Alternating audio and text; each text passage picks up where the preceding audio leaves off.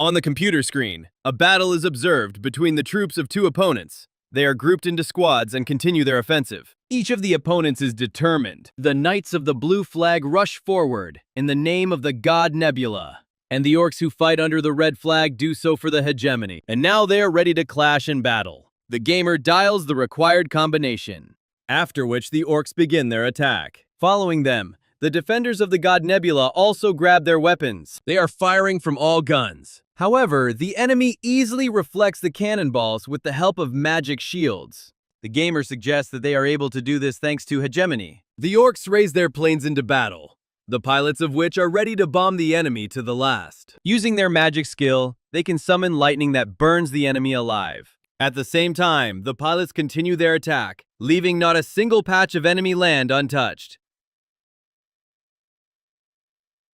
The player thinks that since the enemy has taken such harsh measures, he should at least take something radical. After thinking it over carefully, he decides to launch an attack with nuclear warheads. And now they are released and rushing into the sky. The orcs notice the launched missiles. However, their leader, smiling, says that he was ready for a nuclear bombardment and sends interceptor missiles towards them. God Nebula says that the enemy is very well prepared for battle. The interceptors encounter nuclear missiles and a massive explosion occurs in the air. However, not all nuclear missiles were overtaken. One continued its flight in the intended direction. She was headed straight to the city center. The Orc King fell to his knees and began to pray, hoping that this would help him save himself and his people. The frightened townspeople follow him and also kneel to pray. However, the rocket flies closer and closer to the castle. King Eugene, without losing hope, continues his prayer. If this were the real world, these prayers would not help anyone. However, it was a lost world, in which faith and prayers always bring results. Alexander thought that, as expected, the opponent used the Holy Oak strategy. The patron of the orcs chuckled and asked if everyone had noticed the new strategy of the Holy Oak in action. He had the second rank of the hegemony server. Now the boy understood why his opponent fought with such confidence. Although the peculiarity of the orc race allows the population of the people to quickly expand, it was still incredible how he managed to gain so much faith so quickly. He simply chose the sky, the largest space, and used special checks. Meanwhile, he was preparing to fight back against technological civilization, and trying to summon the spirit of the apostle was also a good idea. However, all this was obvious. After all, there is a space much larger than the sky. This is what is above it. After the nuclear warhead strike, the enemy decided to launch another strike of mass destruction. The spirit was given the command to stop it, otherwise this blow could destroy the entire palace. The god Nebula said that it was impossible to do this, because several tungsten rods fell on the spirit. And given the accumulated gravitational acceleration, it was already too late to try to do anything. They could not be stopped. And every single rod pierced the spirit. This attack succeeded in destroying the palace of King Eugene. The impact of the rods left huge craters on the ground. King Eugene was dead. And the underground temple was destroyed along with the palace. The faith that the Orc King had so carefully nurtured would evaporate. And after faith disappears, the apostles will also disappear. In this game, the winner was a player with the nickname Nebula, who had rank 1. He thought that it was a great fight. His opponent did not understand how this happened and demanded a rematch. He was confident that he could win in the next fight. Hegemony continued to persuade Alexander, expecting his consent to a second battle. The guy was wondering if his opponent had something new, since he was so persistently offering a rematch. However, absolutely nothing happened. There were absolutely no updates in the game, and he had already completed the achievements of holding the first rank place. Alexander was about to turn off the computer when he heard the sound of an incoming message. The guy didn't understand who might need him at such a late hour. It was a notification from the game, telling him that he had managed to earn all the game achievements and the system was thanking him for staying with the last world. He wondered if this could be the end of the game. However, that announcement was followed by another one, which stated that the final world had been in beta testing for a long time, but that the official release of the game was soon to happen, and the player Nebula was allowed to attend a closed screening before the official release. The guy was surprised that it was closed access, and the official release of the game is still ahead. An information window appeared asking if he wanted to start. Since he had received closed access, he of course wanted to try this game too. After agreeing, Alexander found himself in the game under his nickname Nebula. He found himself near a temple, although it could rather be called ruins. Looking around, the main character was afraid that all this might turn out to be a banal dream. However, he heard a voice that made him turn around. It was the girl who said that it was not a dream and he was chosen. She asked permission to greet Alexander, calling him by his real name. He didn't understand how she knew his real name. Besides, what did what was happening around him mean anyway? He was interested in what these shadows were and who they were. The girl said that probably some of the players are already familiar with her and that they hide their faces so that this game is private. And since everyone was interested, she immediately suggested getting down to business. She stopped, stretching her hands up. Alex first thought that he was on Earth, but then he realized that this was not the case, and that this was a world that he had already seen many times. It was a lost world. The girl said that in this huge lost world, Alexander became a real god named Nebula. The guy thought that he had heard absolutely nothing, but he clearly felt the confusion of those around him. He realized that the Lost World was not just a game. It was a land abandoned by the gods of old. An incredible civilization once flourished on this planet. Different races lived in harmony with each other. However, for some unknown reason, the gods left this place. Because of this, the time of new gods has come. The girl said that the game was created to find suitable candidates for the role of god of this planet. And Alexander had the opportunity to try to take this place and become a real god. Everything that happens will be like in a game. At first, no one will believe in the guy, but if he can give his people a reason to believe in him, then he will become the only god of this planet. And he will be able to do whatever he wants. All of Alexander's dreams will come true in an instant if he becomes a real god. Alexander was interested in the question of what would happen if he gave up. The girl explained that if he gave in now, he would return to his world and forget everything that had happened to him.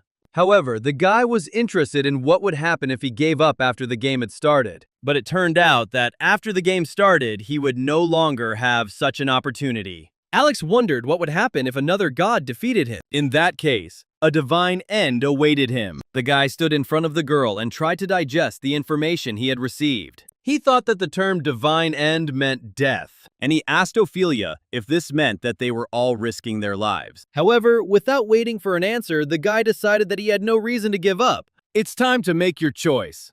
Ophelia said that if anyone wanted to surrender, they should do it right now, and those who decide to continue will begin their journey with a small race. The girl laid out the cards in front of her, after which Alexander realized that everything was really exactly the same as in the game.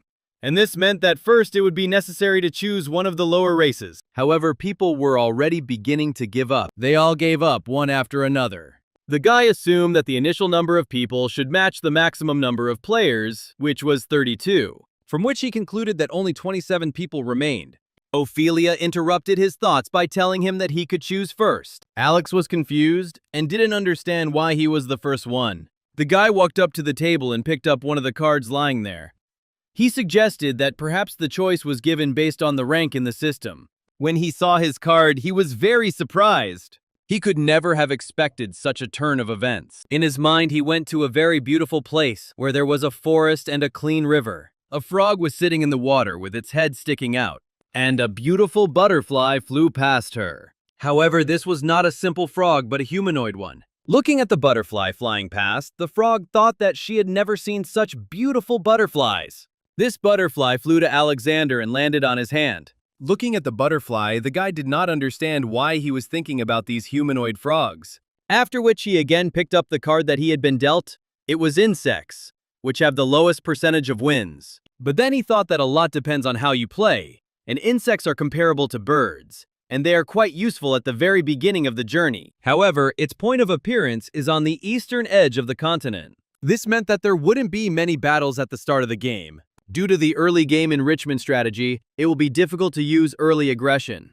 In that case, the starting race should have been those who eat insects. For example, humanoid frogs. But Alexander was concerned about the number of tribes. There were about 500 of them, and it was difficult to make the right choice to start the game. In the Lost World, the player's influence on creatures is directly dependent on their level of faith. 10 faith, which he had, was not enough to make these frogs do anything. Alexander wondered what other tribes were nearby, and the idea of humanoid lizards came to his mind. After all, they also ate insects. They are also able to survive without water.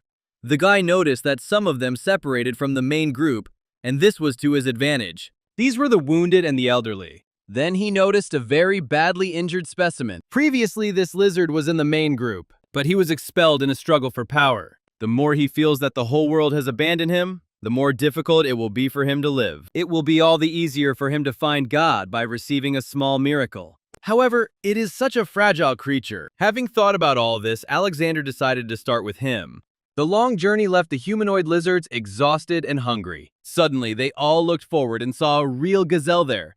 They noticed that she was seriously injured, and everyone rushed to catch her. The lizards were very happy to catch her because they could not remember the last time they saw meat. Someone from the lagging group suggested that the old men and the wounded would not get any meat at all, and the main group, having pounced on the animal, ate it. The meat disappeared very quickly. However, the lizards did not give up, saying that bone marrow was also very nutritious. One of them was already about to try it, but another lizard snatched the bone from his hands. He said that this company had had enough, and that at least a little should be left for those who could not hunt. This lizard collected all the bones into a pile and carried them to the lagging group. They were very glad that they were brought at least some food. They all began to gnaw on the bones greedily, absorbing the nutritious bone marrow. The very same badly injured lizard was no exception, and while he was eating, flies were circling around him. The main group approached Jail, asking if he really wanted to do this. But he did not understand their question. They said, okay, bring food to the old people or children, but that guy, he's going to die soon, because his wound is already rotten. Looking at that guy, Jail thought that he should have died a long time ago. He had no idea how he was still able to stay on his feet. However, many of them only survived because Rak took the brunt of the saber-toothed tiger, and they should appreciate that. But he will die soon anyway, and the living need food. Jael asked how they were all not ashamed to say such things. At night they all slept in groups or in pairs to keep warm. And only one Rak lay alone. He was tormented by pain and cold. And then that same beautiful butterfly flew up to him. The lizard did not understand what she wanted from him, and rose slightly from the ground. She flew as if showing him the way. The others, seeing this, thought that the wounded lizard had finally decided to leave them. And he followed the butterfly. Rak was using his last strength to climb up the rocks, and those who had awakened decided to simply watch him in silence. Following the insect, he thought that it was just his sick fantasy, and in fact there was absolutely no one in front of him, and he was moving nowhere. The lizard was sure that he was the only one who noticed it, but he hoped that maybe it meant something. He followed this butterfly as if it were his dream of a beautiful and long life. So he was ready to climb with all his might. The beautiful butterfly rose higher and higher towards the top of the mountain, and Rak confidently moved after her. Having climbed to the next platform of the mountain, he saw something, but could not make out what it was. Taking a closer look, the lizard realized that the entire mountainside was simply strewn with a huge number of beetles. He realized that this food would be enough not only for him alone, but that this amount of beetles would be enough for the whole group to have a full meal. Alexander received a notification that the humanoid lizards had witnessed a miracle. The protagonist thought that Rak had finally seen a miracle thanks to the intervention of God. Alexander was interested in what actions the wounded lizard would take next. He was very surprised when he decided to tell about this miracle himself. But the guy remembered that creatures with high willpower can make many decisions on their own. While telling about the miracle that had happened, the wounded lizard decided, for greater credibility, to bring one of the beetles in order to show it to the members of his group. The protagonist received a new notification that the Rak tribe had discovered a deity called the Nameless God of Bugs.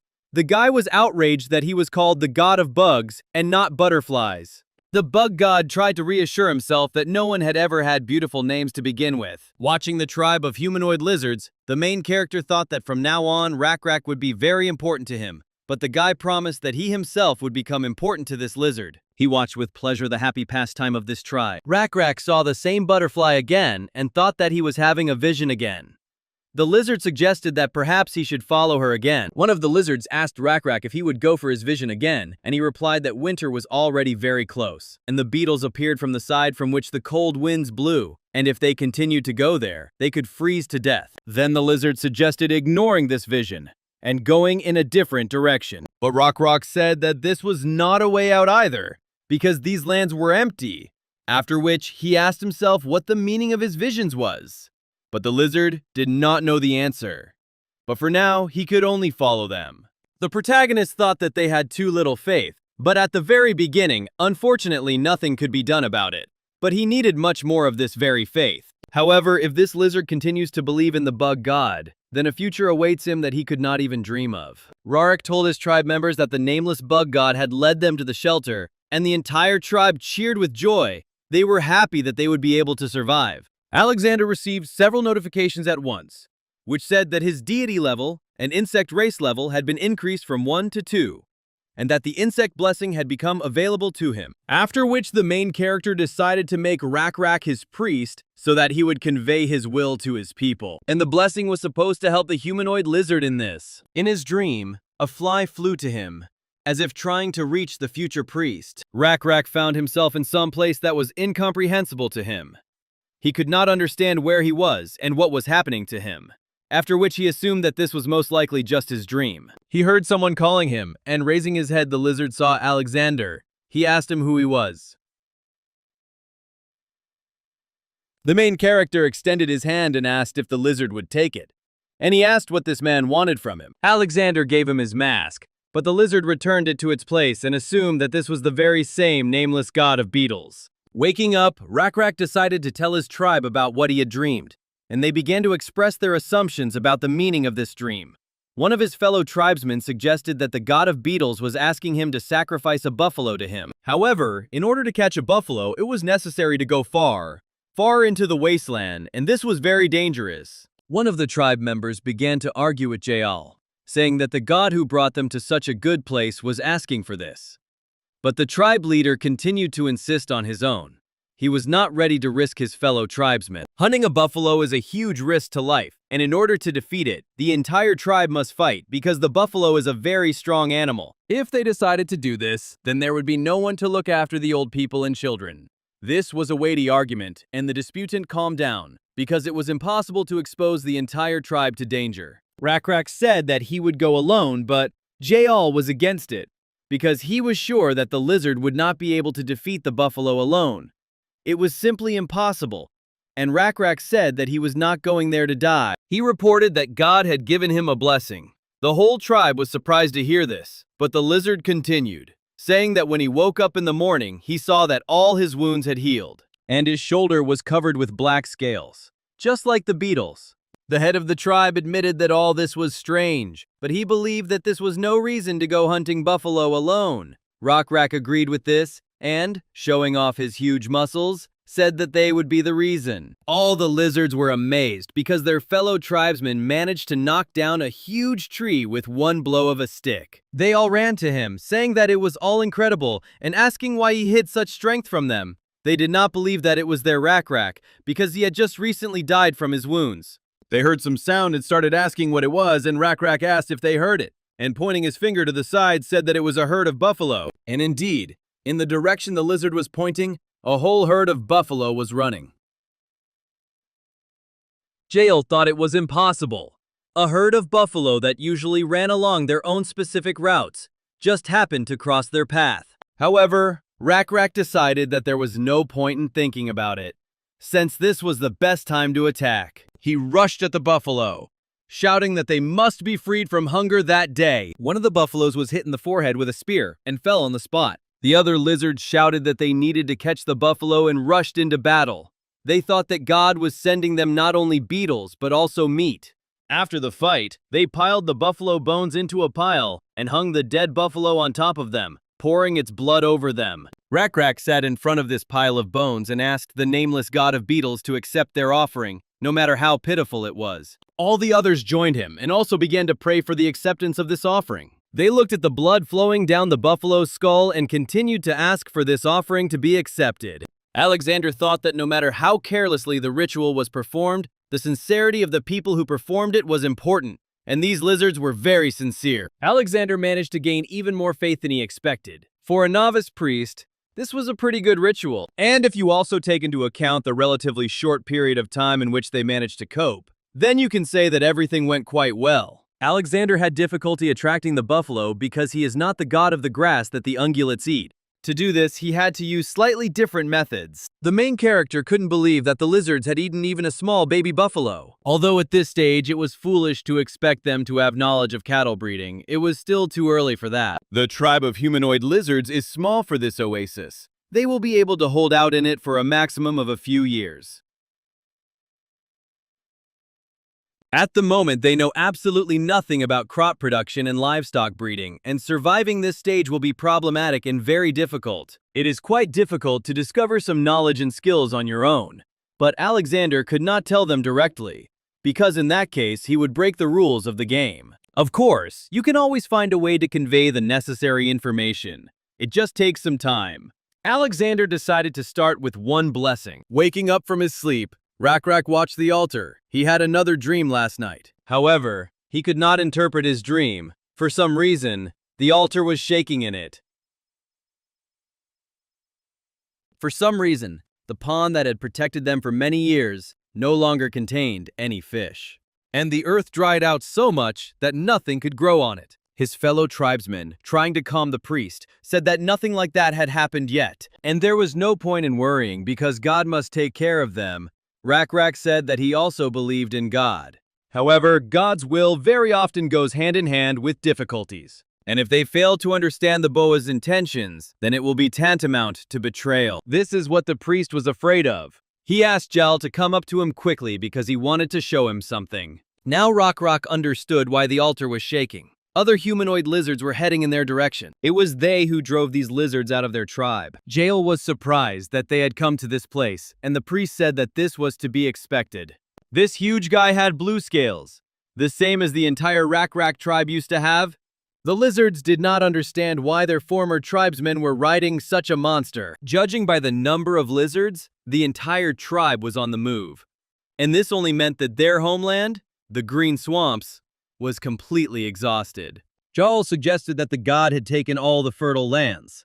But the priest said that the lizard could not know this. They were interested in whether the second tribe knew about their shelter because it is located on a mountain and until you climb it, you can't see it. In that case, there was a chance that they would simply pass by. But the lizards decided to reveal themselves and shouted that this place belonged to the god of beetles, and lizards with blue scales were not allowed there. Rak reassured his fellow tribesmen, saying that perhaps all this was God's plan. Jael asked the priest if he really thought that God had created such a situation in order to test them, and he replied that perhaps it was not a test, but a mission. Perhaps this is a mission to accept and save those who were once their fellow tribesmen. But Jael said that if that guy was capable of anything spiritual, he clearly wouldn't have insisted on driving out all the weak members of the tribe.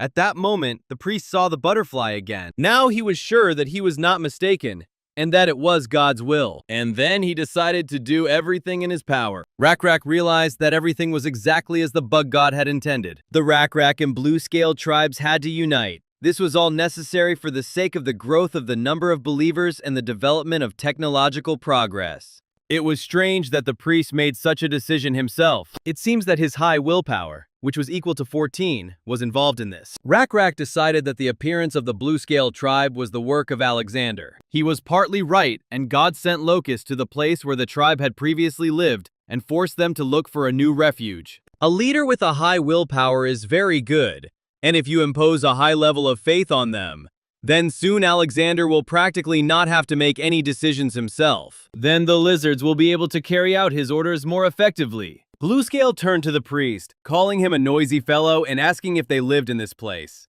The lizard didn't like the way he called it, but he confirmed that it was their land. Smiling, the Bluescale asked what they had there, but they rudely replied that it was none of his business. But then they decided to tell that in their oasis, there are trees, fertile land, prey, and the most important thing that is there is God. This place belongs to the nameless god of beetles. Bluescale said that the priest's words were incomprehensible to him, and there was no point in talking about it. He wanted to drive away the tribe that believed in God, and said that if they left now, he would not attack them. The lizard did not know the number of the enemy, but he was sure that he would not be able to cope with his tribe. He said that since time immemorial, it has been necessary for a leader to be able to count. Rak repeated that he did not want to fight and was not at all in the mood for a fight. The priest believed that the unfortunate and the weakened could always find shelter in the arms of God. and then God will take care of them. Bluescale just laughed at his words. He was not interested in the topic of God at all. He laughed and said that apparently Rockrak still couldn't count, but he replied that this was just the opinion of this lizard, and he did not know God. Bluescale said that all this was nonsense, then began to attack and shouted for the priest to finally die. Rockrak asked the Lord to grant him courage and strength in order to meet the enemy face to face. The priest stood before the blue scales, who wanted to crush him with the huge paws of the monster he was riding on. Thanks to the intertribal battle, the amount of experience points for tribes has increased significantly. The tribe of humanoid lizards was now at Alexander's disposal. This happened thanks to the fact that he paid special attention to it, and he also managed to discover a new skill. Alexander heard Rockrak's requests and decided to help him, as he knew that he still needed this lizard. Bluescale had already given the command to his pet when he sensed something was wrong. The god of beetles helped the lizard, giving him strength and courage. And Bluescale didn't understand how his opponent managed to dodge, because just recently he was expelled from the tribe because he was too weak. However, he shouted that this would not happen again and rushed into battle again, hoping to defeat Rockrak. Having assessed the characteristics of the blue scales, Alexander was sure that his protege would be able to cope with this enemy alone. He realized that the whole problem lay in the animal controlled by this lizard. However, thanks to the help of God, he will not have problems with this monster because the man managed to increase his characteristics and make him the leader of the tribe, and awarded him a new divine avatar, which is called Divinity. 1 point of Divinity is equal to the maximum possible power of the creature under control, multiplied by 200. Simply put, the total strength of this lizard was now 650, and he easily dealt damage to this monster with his powerful blows. Bluescale didn't understand how this was even possible, because the priest threw his animal with ease. The blue-scale lizard men were amazed by Rockrak's strength and skill. This overwhelming difference in power will make absolutely everyone appreciate the strength and power of not only the priest, but also the god who gave them to him. Rising from the ground, Bluescale grabbed his weapon and rushed at his enemy, shouting that he should not be distracted by anything during the fight with him. He said that there are no mistakes in his calculations. However, Rockrak, without listening to his opponent, dealt him his blow. The blow caused the Bluescale's legs to buckle and he fell to the ground. Looking at the enemy tribe, the priest asked who wanted to be next. However, they all threw down their weapons and fell on their knees and swore allegiance to the lizard. Rockrak was incredibly happy that it was all over, but he still couldn't believe that God had just controlled his body. After all that had happened, the tribe returned to their oasis, which they called shelter. The two united tribes spent their time at the altar as if nothing had happened. One of the lizards, who previously belonged to the blue-scaled tribe, asked Rockrak, since he was a member of their tribe before his exile, how his scales stopped being blue. And he said that this was the whole point. Thanks to the worship of the god of bugs, they changed a lot and became much stronger. Otherwise, they would not have been able to survive in the wasteland. Jack was surprised and said that the power of this god was immeasurable. Later in a conversation with the priest, Jowl said that the lizard's strength could not be so great, or rather, he could not have imagined such a strong lizard before. After which he asked his comrade if everything was okay, because with the addition of another tribe, there were 6 times more of them, and this place could simply begin to run out. Then Rockrak said that they would have to leave, and his interlocutor was surprised by such an answer. He asked if they had to go back to the wasteland again, and then said that they couldn't wander around forever looking for something good. The lizard suggested that the answer might be hidden somewhere in those lands, since the appearance of their ancient brothers had been a divine clue. The blue-scaled monster raged, and the lizards tried to pacify it, and said that its master was no more. They didn't understand why this beast couldn't just calm down. The tribe was unable to subdue him, and they knew that at this rate he would soon break free from his leash and escape. A priest came to the aid of the tribe. He simply brought the hungry beast some food. Having noticed the food, the animal suddenly changed its behavior and began to eat. Rockrak said that if the beast wanted more, he should behave more quietly. After which, he brought him some more food. He believed that since God had mercy on this animal and left it alive, it meant that he had some kind of plan for it. Manyun showed with his whole appearance that he wanted more food, but the lizard said that if he wanted to be on his side, he would have to learn patience. After these words, the beast obediently lay down on the ground and began to watch what would happen next. When leaving, Rak asked his fellow tribesmen to notify him if the Manon suddenly started to be naughty again. After everything that happened, the lizards spent their time peacefully talking. They looked at the knife and one of them asked the other if he could make something like that, and he replied that if it weren't for that guy's stubbornness, he would have made a better weapon a long time ago. His interlocutor did not see any connection between these, but the lizard explained to him that it was all about the trees. During the creation of the weapon, they burned a large number of trees in order to obtain a special flammable material. Rak promised to think about this idea and make a decision the next day. A lizard approached the priest and said that he had heard that Rak was looking for a lizard who could accompany him into the wastelands. Rak assumed that a wanderer stood before him, and he replied that this was indeed the case. He, a simple body, wandering in search of shelter. As he wandered, he learned to find his way, and he had several ideas about lands that could save them from starvation. However, the lizard could not say for sure whether other wanderers had occupied them. Rak was surprised and asked if this meant that other wanderers could have found these lands, and the wanderer replied that this was the case. But the priest was sure that everything would be fine, because if they decided to go against them, then they would simply need to defeat the opponent and take the land for themselves. The wanderer said that if they were determined enough, he could easily trust them. However, the priest asked in response what the wanderer could do to earn Rak's trust. The lizard pointed his finger up and said that his answer was there. However, Rak and Jal did not understand what was going on and asked if the answer really lay in the sky.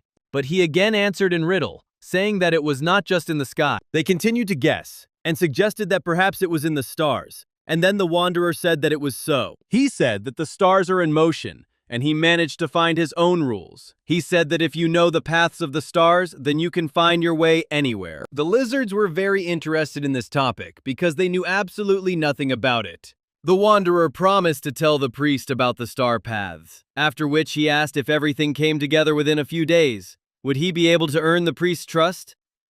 And he replied that in that case, of course, he would succeed. The wanderer, pointing to the sky, explained to Rak everything he knew about the stars and their movements.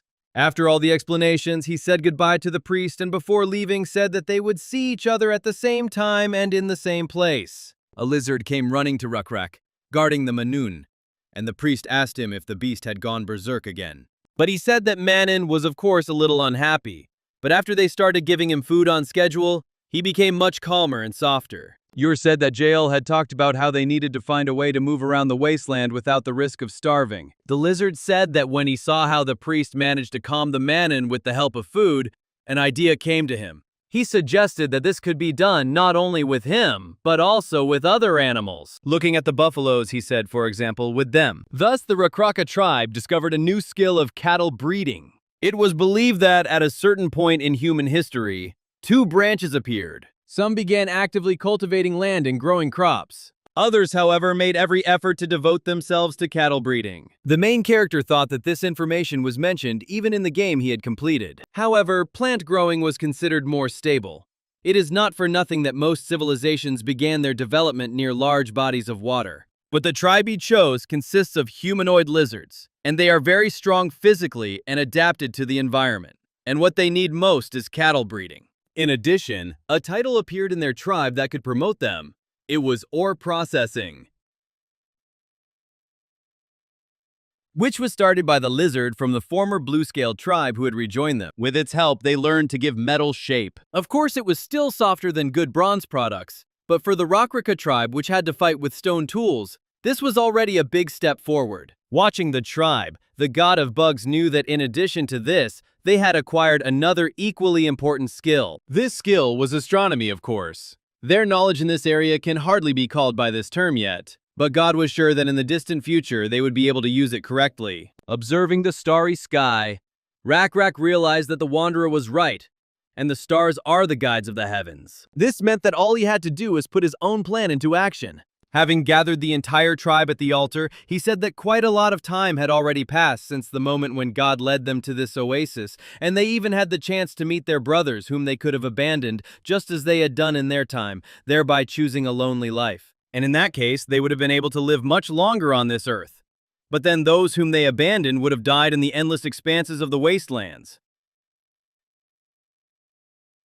But this would be wrong, for God desired salvation, not rejection, because this should be their greatest good. All the assembled lizards listened very attentively to the head of the tribe, and he said that at dawn they would all leave these lands, asking the wanderer to come to him. The priest told everyone that this lizard had been enlightening him for several days about the secrets of traveling on star maps, and Rak managed to make sure that he had spoken the truth, after which the lizard said that the wanderer would lead them forward.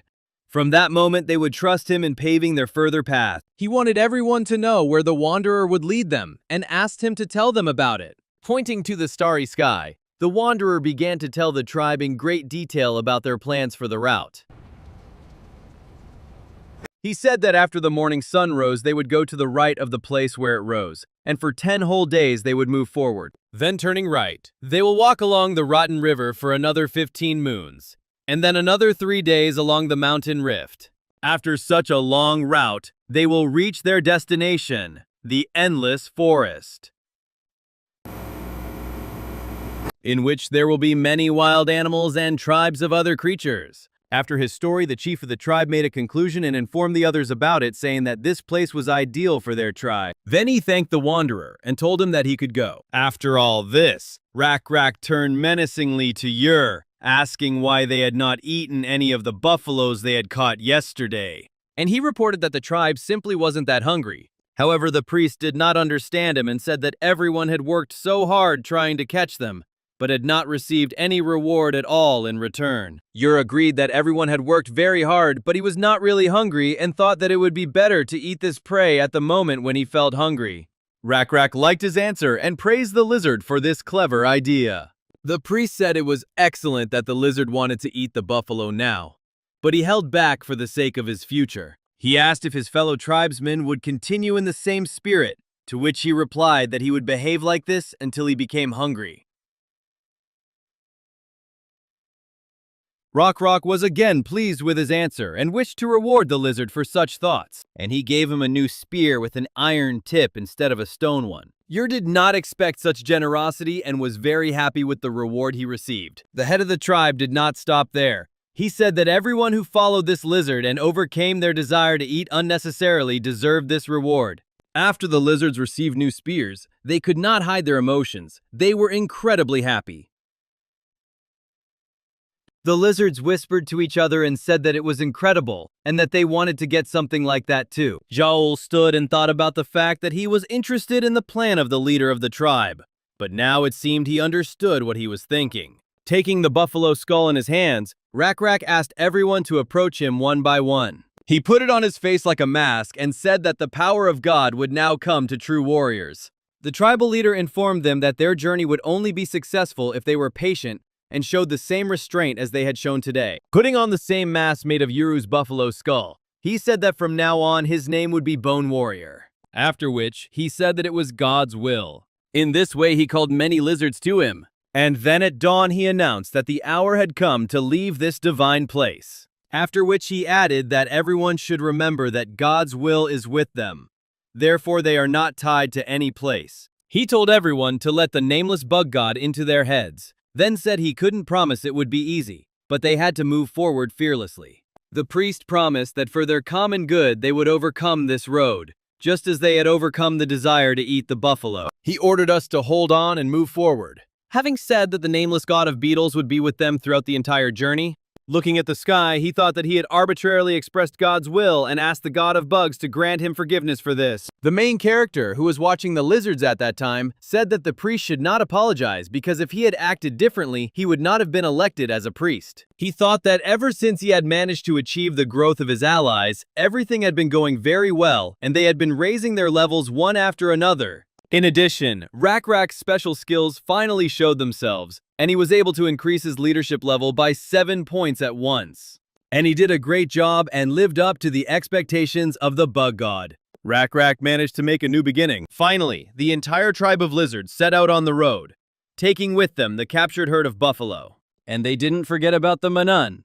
However, after walking a short distance, he fell to the ground, and the wanderer assumed that he was very tired. Rak asked if they had time to rest, to which the wanderer replied that they had no other choice, and therefore they would have to make a stop. After his words, the head of the tribe commanded everyone to stop and take a short rest. He wondered if they would find what they were looking for once they reached the end of the mountain ranges, and if he would become stronger if he rested, and then concluded that there was only the unknown ahead, and so he should sit down and rest for a while. Rak thought that he had not eaten anything at all for a long time. He said that the tribe had been walking at this pace for 3 whole days. They were all very tired, and the food they had taken with them was almost gone. All they could do was hope for a miracle from God. One of the lizards ran to the leader and reported that another tribe had appeared ahead. They rushed headlong towards the Rak tribe. This tribe ran to attack the lizards of the Rak tribe, shouting that after this huge monster collapsed, nothing could block their path anymore. But Rak stood in their way and said that they really were crazy. After which he corrected himself and said that perhaps, of course, they were just fools. The tribe of green people did not expect to see opposition from the humanoid lizards. They threw down their weapons in horror. And then they fell on their knees before Rak and began to ask him for forgiveness. They said that there was a misunderstanding and they just wanted to leave this canyon as quickly as possible. The leader asked again about the misunderstanding, and they replied that they were simply in a hurry. They fled from their homes and thinking about their relatives who had gone into the wastelands. They wanted to eat. Rak asked why they ran away from their own home. He was also interested in what happened in the wastelands. The green man pointed to the side and asked if the lizard could see that hill. After which he said that they used to live there, and although the local lands could hardly be called fertile, it was still enough for their tribe. This was enough for them until that monster appeared. Rak asked in surprise what kind of monster he meant. God also became interested in what kind of monster they were talking about, and he saw something huge with a very large number of paws. He assumed that it was a mortal abomination, an ancient centipede, which had an abomination level of 9. The description of the ancient world says that these creatures were created by the lost gods of the past. However, even after the disappearance of the owners, this abomination remained on Earth. The green man pointed the lizard tribe leader down the cliff. At the foot of the cliff was that very abomination which they called the monster. She had a special skill. These were poisonous fangs. This grace was given to her by a forgotten god. The god of beetles thought that this was too strong an opponent for them for now. The lizard stood and watched the abomination from the side. They did not understand what to do next and where to go. The lizard man of the Rak tribe noticed that the earth began to shake, but the green man explained that it was just the monster growling. And one of the lizards asked the leader what they would do. Rak asked the wanderer how long it would take them to go around, and he replied that if they decided to return to the wasteland and go around the mountain, it would take about 8 days. The leader understood that 8 days was too much. Alexander noticed that he was hesitating, but he could understand. He did not know what was the best course of action, and his fellow tribesmen were very frightened. Taking a detour would be a wise decision. However, God did not know what decision the tribal leader would make. Jal decided to take a good look around while the chieftain considered his decision, and he noticed huge stones on the top of the cliff. After which he told the leader that they must fight. After all, they had an advantage now. However, neither Rak nor the leader of the Green People tribe could understand what advantage he was talking about. However, he explained that their craftsmen used a method that accelerated the melting of metal and asked the chief if he remembered how he did it. Rak said that the craftsman uses a special tool for this, and the lizard agreed with him. He calls this method air bellows, and the technique requires less effort than any method known to the tribe. Rak realized that if they used a special tool, they could achieve greater power with less effort. But the craftsmen experimented for a long time before achieving a good result. But Jael assured them that they didn't need anything special, and that even the simplest tool would do. They took a big stick and decided to use it to throw stones down from the cliff. The lizards put in a lot of effort to make everything work. We developed a whole strategy for when to push harder and when to let go. They applied force to the count of 1 or 2. God realized that they were rolling the stones to crush the centipede. It was a simple but very good idea. However, in order to kill such a centipede, it was necessary to drop all the stones there on it at once. Unfortunately, Alexander was not sure that this could be accomplished. Jal shouted that they needed to push faster, and they began to make even greater efforts. to accomplish what they had planned. They finally managed to move one of the stones from its place. One of the lizards cried out happily about the stone falling down, and Zhao couldn't believe that it worked. The stones flew down, one after another. They flew straight towards the monster that both tribes feared. One of the humanoid lizards asked if they had succeeded. However, they failed to destroy the monster, and it only became more furious. It crawled up the rock, and the lizards noticed it. They rushed to throw off the remaining stones as quickly as possible. But Alexander believed that it was too late for this. It was as if the god of beetles had entered the body of the priest, and he began to throw huge stones down. He single-handedly threw them all at the monster, crawling towards them. The chief spoke about how the tribe just needed a little help from him. After all, this monster was not going to stand still and continued its upward movement. He decided to jump towards this centipede. The whole tribe was amazed by his actions. Rak plunged his iron-tipped spear straight into her head. Then, one of the stones hit her right in the face. The limbs of this monster flew in different directions. The leader, who found himself on the ground, watched as the enemy landed on that very ground. The god, who was watching everything that was happening, was glad that the hunt was successful. The defeated monster lay at the foot of the mountain, right in front of Rak.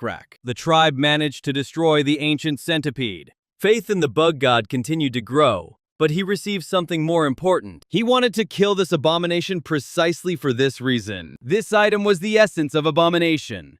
Each god has resources needed for a certain minor race.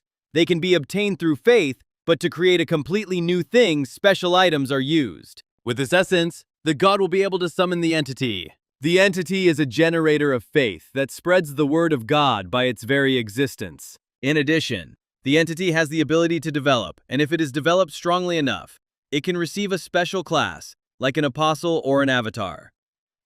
Alexander was interested in whether the creation of an entity in this world was the same as in the game, or whether it was different in some way. He thought about what he should create.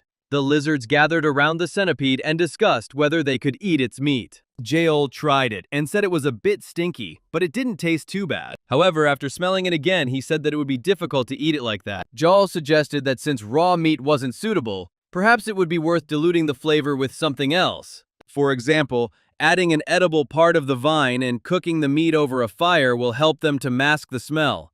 After this idea came to her mind, she started cooking. She brought the resulting dish to Rak to try, and he said that it became soft and tasty. Then Jaol decided to tell him that he tried to cook it over a fire. Just add some edible greens and fry it. Rak said that the smell of this meat was so unpleasant that he already wanted to throw it all away. After which he asked his comrade to teach him a useful cooking skill. The girl said that she noticed that there was an heir in the orc tribe, and Rak confirmed her words, saying that everything was correct. Then she said that soon, he too would need an heir. After all, sooner or later the leader would grow old, and this was also necessary for stability in the tribe. Rak asked if she thought he needed to find a partner, and she asked a counter question, saying that if he doesn't see anyone else in this role, then what about her? He didn't know what to answer and changed the subject by saying that there was something shiny behind Jaol. Rak assumed it was inside the stone on the monster's back. One of the lizards tried it with his teeth and said that he could not eat it, and the wanderer explained that it was metal and it was called gold. Jaol said that he had seen it before when the craftsman showed him many different metals. If you clean it well, it will reflect light and shine beautifully, and it also does not change color over time and does not bend, which is probably why it is valued more than other metals. One of the lizards was indignant because they did not care about all these qualities, and it was soft and heavy. Then the wanderer asked him if he wanted to hunt deer. This animal has hooves and long horns, and its meat is sweet and very tasty. Just recently, the orcs told the wanderer where it is fashionable to hunt them. The lizard wanted to go there right away and asked the chieftain if he wanted to join them, but Rak refused. He thought about how this metal doesn't rot.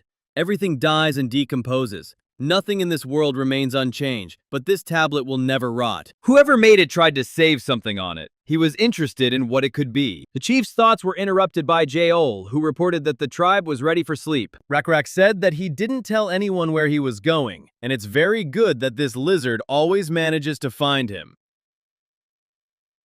Jaol replied that she always managed to do this because Rak was the only lizard that wore a fur cape. The chief was surprised, saying that it was she who told him to wear it, and he said that since he was the chief of the tribe, she just wanted to make him special. She believed that the tribal leader should have some kind of symbol. Rakrak saw some glowing symbols above the carcass of a dead deer and wondered what it was. He didn't even understand whether it was happening in reality or whether it was his fantasy. The movements of the beetles recreated the symbols that were on the gold. He sat for a long time and tried to figure out the meaning of everything that had happened. At dawn, Jael heard through her sleep that someone was calling her. Opening her eyes, she saw the leader and asked what was the matter. Was there really any problem? And he told her that he wanted to show her something. They went together to the place where the chief had sat all night. Rakrak drew a symbol in the sand and said that it meant a male lizard, but the girl did not understand it and asked him to explain it to her. Drawing another sign, he said it was the sign of the lizard woman. By drawing an equal sign between them, he said that this meant that they were becoming partners. Smiling, he said that this was his answer to her proposal. The chief took the girl by the hand, and they sat together for a long time. Thanks to these actions of Rakrak, they managed to invent writing. It would take several more generations for a stable writing system to be created, but Alexander was pleased that it had happened at the very beginning. Now it's time to get the festival going. To the uninitiated, it might seem like a completely ordinary hunt. However, the competition to catch the largest game for their partner is the way the humanoid lizards celebrate their wedding. The chief managed to bring down a whole deer, but it looks like they both successfully completed their task. The orc leader asked if Rakrak and his tribe were really okay with the orcs staying to live on this land, to which they received the answer that they could continue to live as they had lived before, because sooner or later the humanoid lizards would have to face this monster anyway. The orc was very grateful and bowed before Rakrak. He introduced his son to the priest and said that he was the future leader of their tribe. The orc said that their tribe was more familiar with this area, so his son could lead them further. Rakrak liked this idea. Orcs used to live in the forest until they were driven out by large beasts and other tribes. But thanks to the humanoid lizards, they managed to return to their usual way of life. The orcs said that they could never forget the kindness of the Rakrak tribe. The chief noticed some trace on the ground. He asked the wanderer if he knew what it was. He replied that most likely these were frogs that walked on two legs, also called humanoid frogs. Rakrak had never heard of such a thing before and was very interested in this information. The wanderer continued his story, saying that among them there are both peaceful and warlike species. They speak and think the same way as humanoid lizards. Since they went out on reconnaissance, it means that they are fighting with someone. Judging by the tracks, there was not just one, but at least 5 representatives of this species. The wanderer assumed that their tribe was much larger than the Rakrak tribe. After all these stories, Rakrak, having thought about it, ordered to return to the temporary camp. By evening, they had lit torches in their temporary shelter. Jahul watched as Rakrak ordered the tents to be pitched further away and take up as much space as possible. The girl didn't understand why they were doing this, but he explained, saying that apparently the other tribes were much larger than them. She suggested sending more scouts to the borders, and he agreed with her, but ordered them to make sure that everyone had an equal share of the work. The other tribes must certainly have been watching them. A few days later, they changed their location. Fortunately, not a single collision with frogs occurred. While they had managed to strengthen the tribe's security well during this time, Alexander doubted that other players had managed to achieve the same progress as he had. Cattle breeding developed quite well. The tribe also managed to adapt their houses to their new habitat. They managed to spread literacy within the tribe with surprising speed. The symbols on the stone were visible to all the lizards, and the simple map had markings of hunting grounds carved into it. Rakrak also began recording the amount of crops each lizard collected. Now everyone could see and evaluate the results and the results of others, which increased their productivity. God, who was watching all this, thought that this was an excellent development. Swarms of locusts. In the center of the continent, the number of insects is gradually growing, and in the north too, the number has increased. The insect race had reached level 4. If there were other players around Alexander, he wouldn't even be able to dream about it. But since he had been summoned from the eastern lands, perhaps it was time to take another advantage of the current circumstances. Both Rakrak's abilities and the tribe's development have already reached average levels. But that was just the beginning. Further on, dangers awaited them that they had not yet encountered. One of the lizards informed the chief that they had problems. The frogs were heading in their direction. Rakrak met representatives of the frog tribe. Seeing them, he thought, This is what these humanoid frogs are like. Among them, he noticed one lizard. The chief did not understand what this lizard was doing among the frogs. He assumed that perhaps they wanted to negotiate. One of the frogs introduced himself, saying that his name was Shounen, and that he was the son of the great chief Alroy. He said that they were not going to attack the tribe of humanoid lizards. Rockrak thought that Shounen was polite in his own way. He introduced himself and said that he was the chief of this tribe, then continued by saying that his tribe also did not want to fight, but he was interested in why the frogs had honored them with their visit. Shounen replied that they had come to report that the Raka Raka tribe had settled in their territory. The chief did not think that all this land belonged to the frogs, because when his tribe arrived in this place, they did not see any markings indicating the boundaries of the frogs' territory. Of course, he admitted that they had not tried to look for them. He wanted to apologize for such a misunderstanding, but he asked them to understand, saying that such rules were different from those in their homeland, which was in very distant lands. So he asked the frogs to let them stay until they found a more suitable place. Rakrak addressed this request to Shounen, saying that he was the son of a great leader, and of all those present, only he could help resolve this request. The frog agreed with this, saying that with his authority as the future leader, this was quite possible. Rakrak thought that he was right, and the chief had sent this delegation to take a closer look at his tribe. Naturally, the lizard had many questions for them, but he needed to be careful and unobtrusively find out as much necessary information as possible. He said that the place where they were was not the most suitable for such serious conversations, and invited the guests to go to their village, where he promised to meet them with all hospitality. Since both tribes agreed to peace without any strife, this should be noted. However, Shounen did not think this was the best idea. He thanked the chief for the invitation and said that he could not accept it, since their tribes were not yet so closely acquainted. But Rakrak said he could not simply let go of those to whom his people were indebted. After which, he suggested celebrating this matter right at the place of their negotiations, with which Shounen agreed. The chief ordered meat to be cooked on the fire for their guests. While the food was being prepared, they sat and talked about various topics. Now Rakrak needed to understand what kind of relationship connected that lizard and the frogs, and why they actually came to his tribe. However, he could not show them directly that these questions interested him.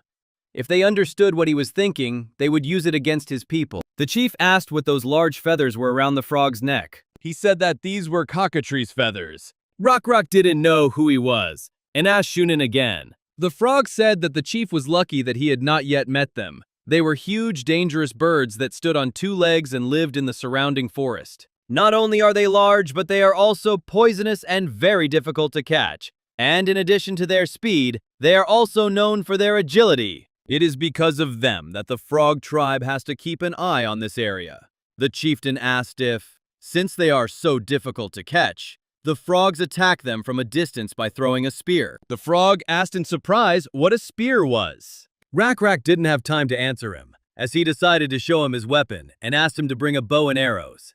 The leader didn't know what it was, and he was very curious. Shounen turned to the lizard who had come with him and asked him to bring his weapon if he was not busy. After he had brought everything, the frog asked him for one more favor. The frog asked him to hang up a target so that he could practice shooting. After Shounen demonstrated his shot, the chief expressed his surprise at the accuracy of the hit, and he said that they have been learning to shoot since childhood, and he is the best student of their tribe, after which Rakrak asked permission to try shooting a bow. The frog willingly gave him his weapon, and the chief thanked him for it. Shounen said the process may seem daunting at first. Rakrak assessed the structure of this weapon to himself and thought that the thread and the stick were very strong. The damage and area of effect were less than that of a spear, but you could carry a lot of arrows with you. In addition, arrows fly more accurately than spears and can be shot much more often. He would have liked to delve much deeper into this skill, but he had never hit the target and was already out of arrows. The frog said that nothing ever works out perfectly the first time and told Owen to collect the arrows. Rakrak said that he was the one who shot, so he should have collected the arrows. But Shounen said that he could consider this as his gesture of goodwill. But there was something more important than shooting that the leader needed to learn. He approached a lizard from another tribe under the pretext of helping and asked if his name was Owen. The chief noticed that the lizard had panicked and asked him how he ended up among the humanoid frogs, but he hesitated in response. But then he said that they live in the same tribe. Rockrak asked why this happened, and the lizard replied that it was all because the two races could help each other. The leader did not understand what this help consisted of, and Owen grinned and suggested that they continue to live in harmony. However, Rockrak continued his interrogation and asked how they could help each other. Owen said that in exchange for protection, the lizards can help the frogs in other ways. Frogs cannot leave the water for long, and lizards are good at collecting fruits and climbing trees. Sharing food with them for protection is not a bad idea. The chief said that they were able to stand up for themselves and that his tribe did not need protection, but the interlocutor continued to insist on his own, saying that the forest was a very dangerous place, and Alroy's tribe was the largest in this forest. The lizard was sure that without these frogs he would not have been able to survive until this moment. Rock asked his interlocutor to forget about their conversation and pretend that he was asking about how to shoot a bow correctly. While the lizards and frogs were talking, the meat had already cooked. Shounen really liked the meat and said that he had already gotten used to deer meat, but various additives only made it tastier. The chief was glad that his dish was to the taste of a representative of another tribe. Rock asked Shounen if he had ever tasted buffalo meat, and he said he had, but they had stopped catching buffalo a long time ago. The chief said that they kept live buffalo in their tribe, and he offered to exchange one of them for a pair of bows. The frog was ready to do this for a whole live buffalo, but noticing that someone was approaching him, he said that it was unlikely that this would be possible to do. Surprised, Rock said he was very sorry. Shounen promised that they could return to this conversation after they got to know each other better. He was glad that the other members of his tribe had already gotten along with the lizards. Not only Owen was able to integrate into the society of the Rockrocka tribe, but also the warriors of the Frog tribe. But this was not surprising, because two different species coexisted in it. Shounen asked Owen to tell how they had helped each other within the tribe over the past 2 months. He replied by saying that he would be very happy to tell about the friendship of their peoples. The chief thought that if he had not managed to talk to this lizard beforehand, then perhaps he would have even bought into all these stories. As he was about to leave, the frog said that he was very glad to meet them. Rock suggested that next time they come to the frogs themselves, so as not to bother them with such a long route.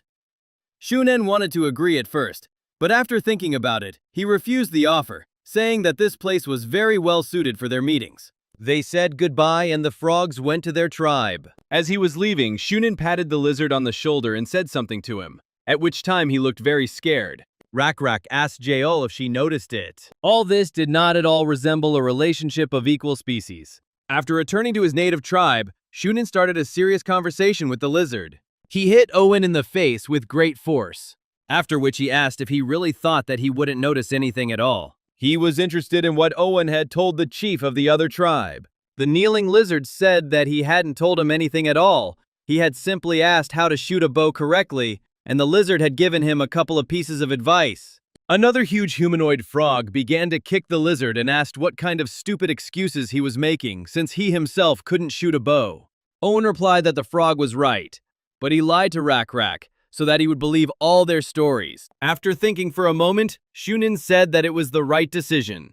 The lizard continued, saying that he then pretended that he could not tell more, and made it clear that in order to learn to shoot a bow, one must give something in return to the tribe of frogs. The frog was interested in what decision the chief made after this, and the lizard said that he abandoned this idea, saying that he had absolutely nothing to offer the frog tribe. Shounen praised Owen, calling him a trickster. Pointing to the side, the frog asked the lizard if he remembered that he was on that island.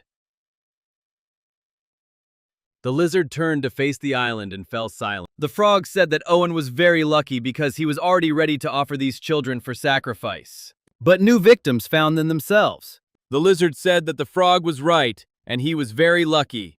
He promised to try to outsmart the lizards of the other tribe. He sat on the shore and thought that if he had known that everything would turn out this way, he would not have even tried to get into this tribe.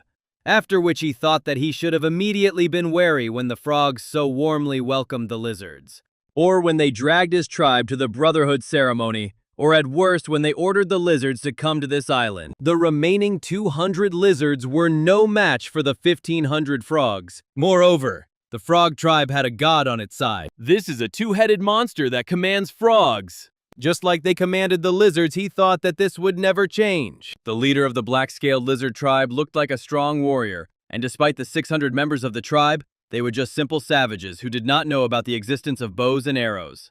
The lizard consoled himself by thinking that if the Rak tribe were sacrificed to the god of frogs, then Owen's tribe would be able to live at least a little longer. He asked his son to be patient and promised that he would soon convince those lizards to come to the frogs. He remembered that the lizards wanted to get their bows in exchange for a buffalo, and I thought that this tribe could be lured into the territory of the frogs under the pretext of getting to know them better. Rock did not waste time in his tribe and tried to learn how to shoot a bow.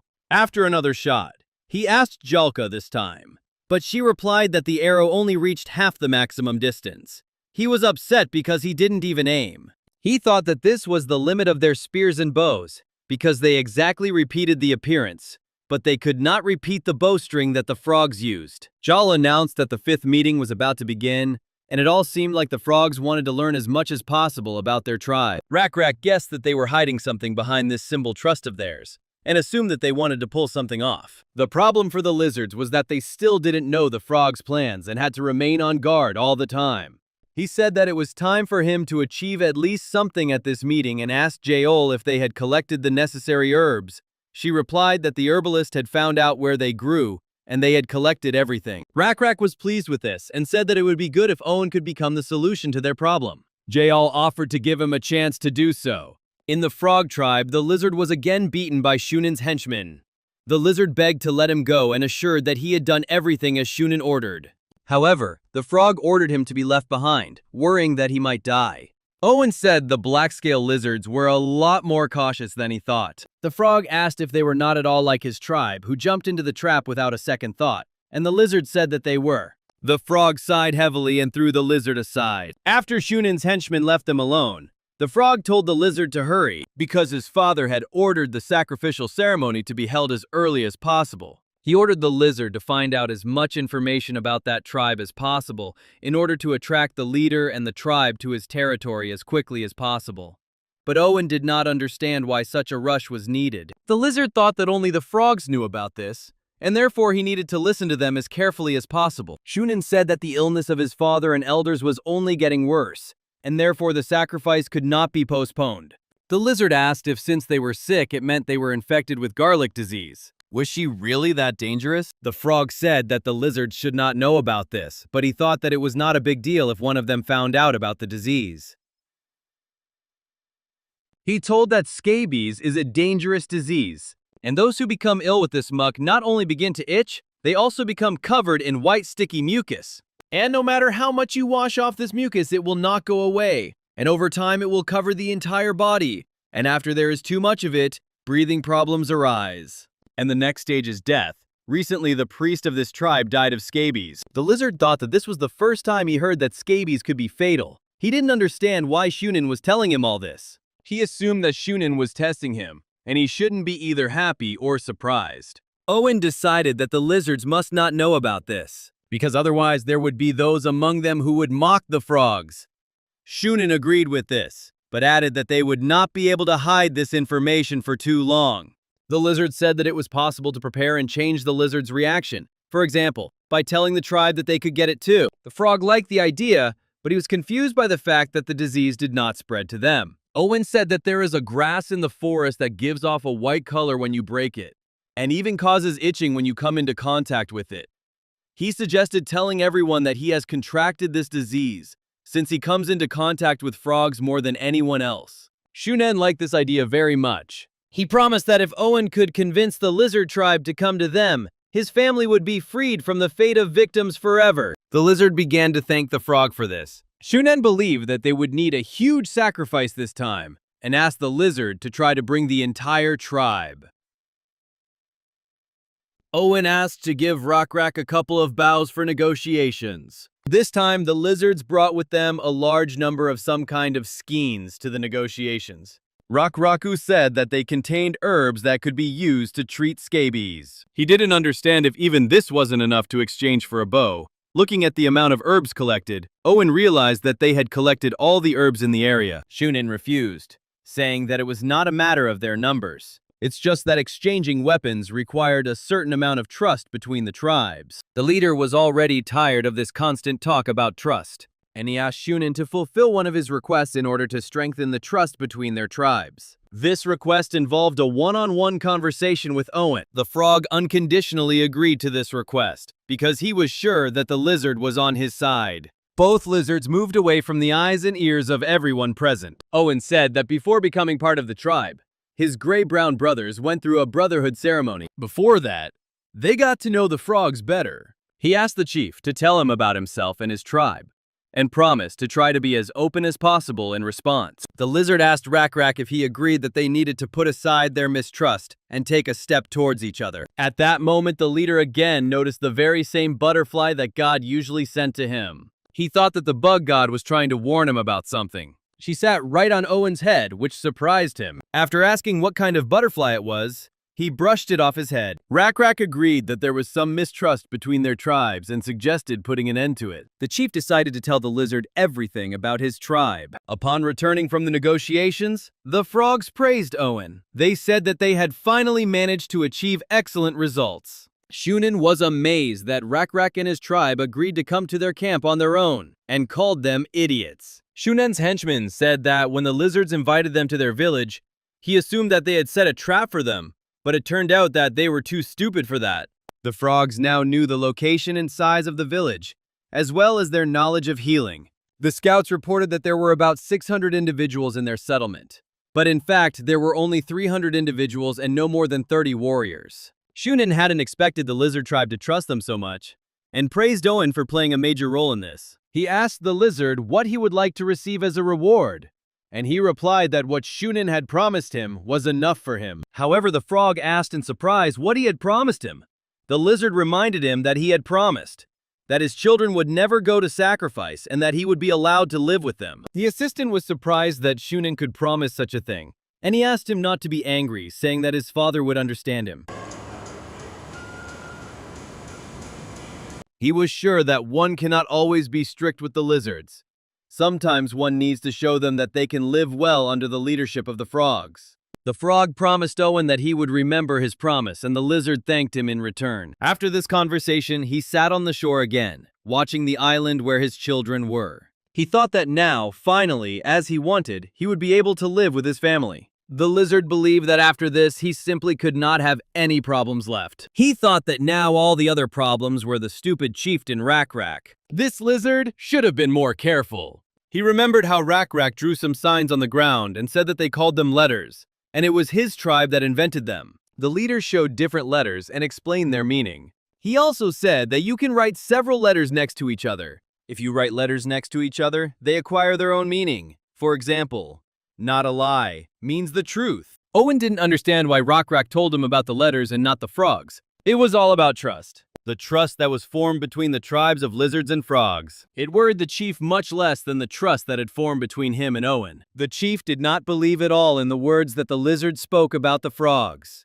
He believed that they all had some kind of secret meaning. His tribe was familiar with pain and knew what it was like to be lost and afraid. He said they were just like Owen and knew suffering firsthand. A tear rolled down the lizard's cheek, and he asked if Rak wanted to tell him anything else. But he said no, because he had already noticed glimmers of faith in them. Owen thought that the chief was very self-confident, but he could not cope with the frogs and their faith. There is no point in talking about defeating a monster to someone who has never even seen a real monster. They didn't even know how to use a bow, let alone a secret frog weapon. He thought it was a stupid decision on Rak's part to tell him about the letters out of the blue. He couldn't trust Owen. The lizard did not understand why the leader believed him. After all, he is a simple deceiver and a cunning man. Shounen told everyone to hurry up as the Blackscale tribe had already arrived. Rak entered the frog village with his people. Shounen and his retinue ran out to meet them, and the leader thanked them for their hospitality. They both said they hoped the meeting would deepen relations between their tribes. Rak asked the owners not to worry about their weapons. They were just afraid that they might encounter a cockatrice on the way. Shounen thought that they wouldn't believe him anyway if he told them that they wouldn't be able to defeat the cockatrice with these sticks. But when the frog's feast began, they planned to get their guests drunk and shoot them with poisoned arrows. The chief looked around and, not noticing Owen, asked where he was. And Shounen said that he was preparing for a banquet, after which he loudly called him, saying that the warriors of the Black Scales had come to them. The frog noticed him drawing something on the ground and assumed that he was deciding where to seat the guests. He asked the guests to come and say hello to Owen, and he himself went to check the readiness of the food. The lizards approached Owen, who said that he had marked their places at the table with letters. After all the lizards have taken their places, the feast will begin. This feast was supposed to mark the beginning of peace and friendship between the two tribes. The leader gave Yura the command to start. The lizard was ready to obey the leader's orders. He threw his spear at one of the warriors of the frog tribe. With one throw, the lizard pierced the frog's head right through. Rakrak ordered to destroy all the frogs, and the lizards began to kill the frogs one after another. One of them suggested that Owen might have known about the upcoming attack. Rakrak assumed that they had killed everyone. Yu reported that while they were attacking the warriors, many frogs managed to escape, and Shounen was among them, so most likely they would have to face the shooters in the near future. Although everything went according to plan and the arrows could not stop them, Rakrak had a request for Owen. Shounen didn't understand why things turned out this way and blamed Owen for everything. He turned to one of his tribe members, asking if he had conveyed his orders to everyone. All the warriors of the village had to attack the lizards, and their lizards must remain in the village until the warriors arrive there. It was necessary to attack the enemy before reinforcements arrived. Shounen ordered everyone to attack when ready. The tips of their arrows were laced with the poison of poisonous frogs. As soon as the lizards touch it, they will immediately experience terrible torment. The leader ordered the warriors to hide behind the metal layers. All the arrows bounced off the shields. Not a single one managed to hit him. The frogs did not expect such ingenuity from the lizards. Shounen couldn't believe they had blocked all the arrows. Rakrak said that these plates could withstand even spears, not to mention arrows, and Ur said that these were very good things. The frog ordered his warriors to continue shooting and not let the enemy get close to them. Everything around was covered in smoke, which confused Shounen. Because of this smoke, the enemy was completely invisible and the accuracy of their shots became much lower. He was interested in where this smoke could have come from. The frog tribe lizards did not understand why Owen started to set fire to the tree, and he asked them a counter question, asking what else they were going to do with these sticks instead of weapons. They assumed that Mr. Shounen had ordered the village to be burned, but Owen said that it was a warrior from the Black Scale tribe who asked him for a favor. The lizards were indignant that one of them decided to go against the frogs, but he asked to trust him. Owen was sure that the lizards would be able to defeat the frogs. His fellow tribesmen were interested in how they were going to do this, and how the lizards could trust him after he had done this to them. Owen asked them to just trust him. After all, he is a cunning Owen, and even he decided to risk everything he had. Seeing how confident he was, the lizards decided to trust him. They also took sticks and set them on fire, deciding to help their fellow tribesmen. It dawned on Shounen that this was Owen's doing, and he ordered them to retreat, saying that the lizards from the village had also betrayed them. Now the advantage was on their side and they needed to retreat immediately, but his henchman was worried that in that case they would finish off the warriors. Shounen thought that he was surrounded by idiots, because if he got into danger, the whole tribe would come to an end. Realizing that they had no other choice, the frogs asked if they would go to Shunen's warrior, Oh Boy. Shounen had no doubt in this warrior's fighting skills. However, there was a more reliable and effective way to get rid of these lizards. Meanwhile, on the other side of the village, one of Shunen's henchmen was discussing how Shounen and his warriors were fighting on the southern side of the village. There was a detachment of warriors near the welcoming feast, and they had sent 5 more to scout out the area. He assumed that they were all already dead. Now there were 15 warriors left with Shounen, and 4 or 5 on the island. Another 10 were with him, and together with the warriors from the upper part of the village, there were 45 in total. The numerical advantage was still on their side. He ordered the warriors to coat their arrows with poison. The frogs were going to go into battle after Mr. Shounen arrived. The trees shook, and they realized that someone was approaching them. Oh Boy ordered to prepare for shooting.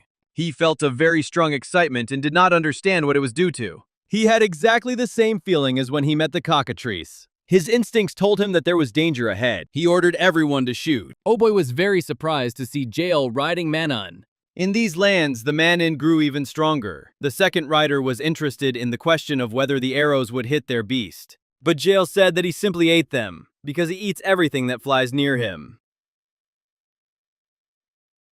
Manon got angry. He had been violent lately. Zhao pointed out to the man and the warriors of the frog tribe and said that there was a whole feast there for him. One of the warriors shouted to Oh Boy that arrows were of no use against this giant, and he replied that he could see it himself. He thought maybe they should shoot at the eyes, but if they wanted the poison to work, they would have to come up with something else. His thoughts were interrupted by Manon, who rushed as if bewitched at the warriors of the frog tribe. Both barely managed to dodge, but his partner was much less lucky. He realized that this monster was no match for the cockatrice. It was much faster and it was impossible to aim at its eyes, which meant that in order for the poison to work on it, it had to hit it straight in the mouth. After this idea came to his mind, he threw the poisonous frog towards the Manyun. As expected, he caught it in his mouth. Oh Boy ordered all the warriors to throw their frogs into his mouth. He believed that the monster could not have protection from poison. Manon caught every single frog. Jael didn't understand what they were doing, and the second rider explained to her that they were throwing frogs from their bags at him. The girl did not understand why they were giving up their weapons. If they wanted to poison the Manyun, they should have known that this was a failed plan from the start, because the third blessing of the black scale lizards is resistance to poisoning. Oh Boy, standing right in front of the monster, realized that his plan was not working. Manon pounced on him and bit off his head, after which he ate the rest of his body. A lot of blood was shed that day, and an entire village of the frog tribe was burned down. However, some frogs were still alive and ready to attack. One of their warriors fired his poisoned arrow. She flew from behind straight into Rakrak's head, but sensing something was wrong, he broke the arrow with one deft swing of his tail. Yer, who had hit the attacking warrior, screamed and called the next one. Apparently, this was the last warrior, and Shounen, abandoning his tribe, simply ran away. But thanks to this, the gray-brown lizards began to attack the frogs, and everything worked out quite well. It was strange that, despite all the tribe's problems, their great leader Alroy never showed up. Alexander, who was watching this battle, thought that it was his merit. He found a deadly disease that infects the mucous membrane of amphibians. Although it was quite difficult to do, he was still able to find it. Around the time Rakrak decided to leave the Holy Land, hundreds of kilometers away from him, God found this disease. And then he was able to transport her to such a distant lake. This was made possible by countless wasps and other insects. And after that, the strong leader of the humanoid frogs suddenly disappeared. Even an attempt at sacrifice for healing did not help anyone. After the battle on the island, the frogs asked the two-headed god to accept their offerings and show these lizards all the power of God. They asked to destroy all the lizards. Shounen arrived and was surprised that his father had already started the ritual. They believed that victory would definitely be theirs. Covered in soot, Owen ran to Rakrak. The chief praised him for doing a good job, but he did not understand why there was such a rush. Owen tearfully begged them to go to the island in the middle of the lake. After all, on that island there were children of lizards, whom the frogs were going to sacrifice to their god. This god could not heal them, but he could start attacking the lizard tribe, and the black scale warriors might not have enough strength to defeat him. The chief said that Owen should have been told about this earlier, because the frogs had already sailed there in boats, and the lizards would not be able to reach this island now. It was dangerous to swim, because once they reached the shore, the lizards would be defenseless against their bows, and they could start shooting while the warriors were still in the water. Owen began to cry, saying that his son was there, and that he wanted to be sacrificed. Rakrak became angry, saying that Owen should have told him about this a long time ago, and then asked why he didn't trust him sooner. He did not believe in the god of these frogs, and was sure that the lizards would be able to defeat him on their own, even if this god appeared before Rakrak at that moment. He would show him a power capable of defeating even a god. The chieftain asked why the lizard had not told him about this earlier, for the sake of his own child. This could change absolutely everything. If only Rakrak had known about Shunen's intentions a little earlier. The god of the frogs appeared, and they began to praise this two-headed creature. They pointed to the lizard children and asked them to accept their offering. Alroy asked to punish these black lizards for daring to disturb their sacred lake. He asked God to punish them all with his power. Owen, who was watching the island, saw the two-headed creature and realized that it was too late. And he was too late. Rakrax Jayal also watched the island with him. They thought that maybe they should try after all. But this time they had no advantage, and absolutely no tricks could help them. There could have been losses in their ranks. Thinking about this, Rakrak noticed that same butterfly again. He showed it to Owen and asked if he believed in miracles. Instead of a butterfly, a huge insect appeared in front of them. The two-headed frog god was in no hurry to accept their offering. The leader of the frogs did not understand what was going on, because he usually received them with delight. However, turning around, he saw a huge insect heading towards them. These huge creatures were ready to engage in battle. The frogs mistook this insect for a god that the lizards worshipped. This creature that God created looked like a praying mantis. God used a 4th level minor race and a minimum level of divinity and faith, as well as the essence of abomination. When all these conditions were met, Alexander succeeded in creating the creature. It's likely that very few players have achieved this level of progress at this stage. The two-headed god opened his mouth and rushed at the praying mantis. However, he was able to easily close his mouth with his paw. The frogs ran in different directions and begged for help. The lizard children called their parents because they were also very scared. Shounen and his father hoped that their god would be able to win soon. The praying mantis addressed the god of frogs, calling him a water serpent who had donned the guise of a deity. He said that he should have realized long ago how insignificant he was. The praying mantis promised to present it to his creator. Having pierced the neck of the frog god with his paw, he promised to help him atone for his sinful stupidity, after which he tore off his head and said that he would atone for his sins with flesh and blood. The two-headed monster was destroyed. Thanks to this, the mantis acquired the ability to exert enormous strength. The lizards were jubilant. They were happy with the victory. The bug god thought that this monster looked incredibly strong, but it was still too far from the creature created by God. He was sure that the weak enemy had failed to reveal his full potential. By destroying the two-headed monster, Alexander managed to obtain the essence of the golden spirit. Alexander thought that he was very lucky and decided to discover a new unknown habitat. God understood the reason why the monster did not use all its power. It was an inhabitant of seawater, and this lake contains fresh water. A habitat in the river would be useful, but they didn't really need it right now. He decided to put this ability aside, since it might come in handy someday. The frogs who swam away from the island could not understand how this could happen to them and their god. Shounen realized that his father was not weakened by scabies. He believed that this happened because of the power of the two-headed monster, because he was so enchanted by it. From the moment the god appeared, he began to rely on him in everything. All the warriors hid behind God, and Shounen himself became a coward who could not step forward. The entity appeared before its creator and reported that his will had been fulfilled. God thanked the praying mantis for his good work and let him rest until next time. As he left, the mantis said that when the time came, he would again submit to his creator. God thought that everything was finally calm. He wondered whether Rakrak would stop there. The chief watched as the frogs headed in boats to the upper village, and decided that since the island was empty, they could simply swim across the lake. He announced that they must achieve an unconditional victory that day, and asked if there was at least one lizard who could lead his warriors to the upper part of the frog village. Owen said that he could go because he still needed to go to the island to see his son. He said that he was not tired yet and would cope with this task. The remaining lizards of Owen's tribe asked the chief to allow them to help his warriors in the battle with the frogs. But he was against it and said that they were not warriors and would not be able to fight with such wounds. But the lizards insisted on their own.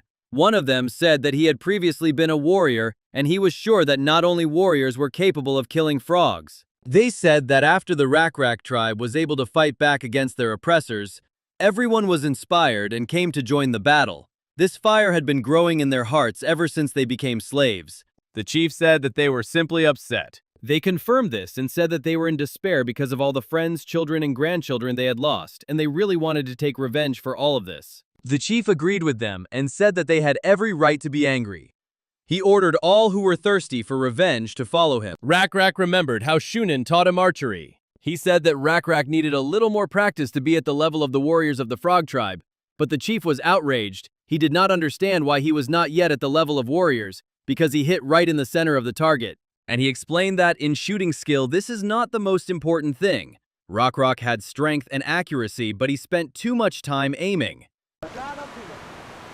The frog said that it is first necessary to slow down or completely immobilize the victim, and only then finish it off. Rock decided to remember these words of Shounen. Then he promised to teach the chief how to make bows if they would improve relations between their tribes. He said that the materials were very simple and any lizard could get them. Rock didn't understand what kind of unpleasant feeling he experienced that time. Now, sailing to the island, he thought that he had to find out about this personally from Shounen. Owen was the first to run out of the water. He was in a hurry.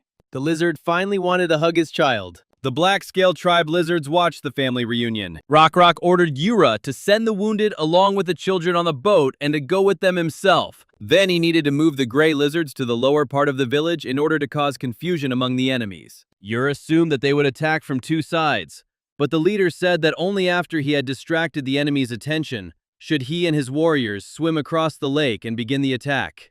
The lizards were confident that everything would go well, because there were now fewer frogs and they had a new divine blessing. Their black scales were difficult to see in the water under the moonlight. The enemy will come to an end. Seeing the lizards that appeared out of nowhere, the frogs started running in all directions. They did not understand where the enemy came from and why he was not noticed. While they were thinking, Rock and his warriors began to attack and began to kill the enemy. The frogs begged for help, but they had no chance. The enemy beat everyone without mercy.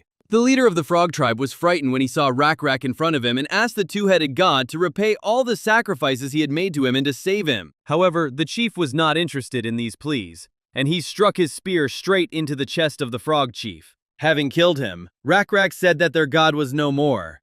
The chief was interested in where Shounen had gone, and he ordered that he be found. A frightened Shounen sat in cover and thought that their warriors were much more numerous. They had poison weapons. All the advantages were on their side. Now his father could no longer command the warriors, and the lizards were resistant to poison, meaning that arrows were no obstacle for them.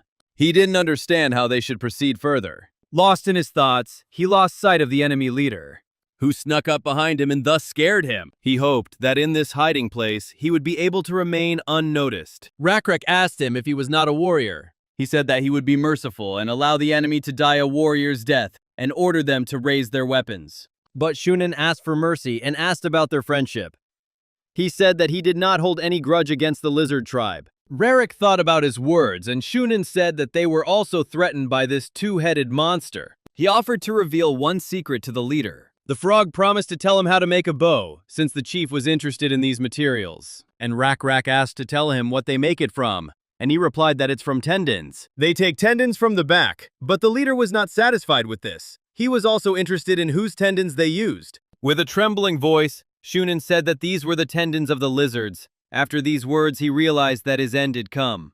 It seemed to him that he had dug his own grave. Rock only said in response that he understood him. He said that they held no grudge against each other and decided to accept the frog's deal. The chief ordered Shounen to run as far as possible, and he ran as fast as he could and never looked back. Owen asked if the chief would let him escape, and he replied that everything was fine and pulled the bowstring. He aimed at the back of the fleeing Shounen. The chief thought that he simply needed a moving target. Taking aim, he released an arrow that immobilized the enemy. They then used his body as a target, shooting and pulling arrows out of him over and over again. The chief trained very hard in archery. Owen, who came up to him, said that he was now much better at handling the bow and that the arrows were flying in the right direction.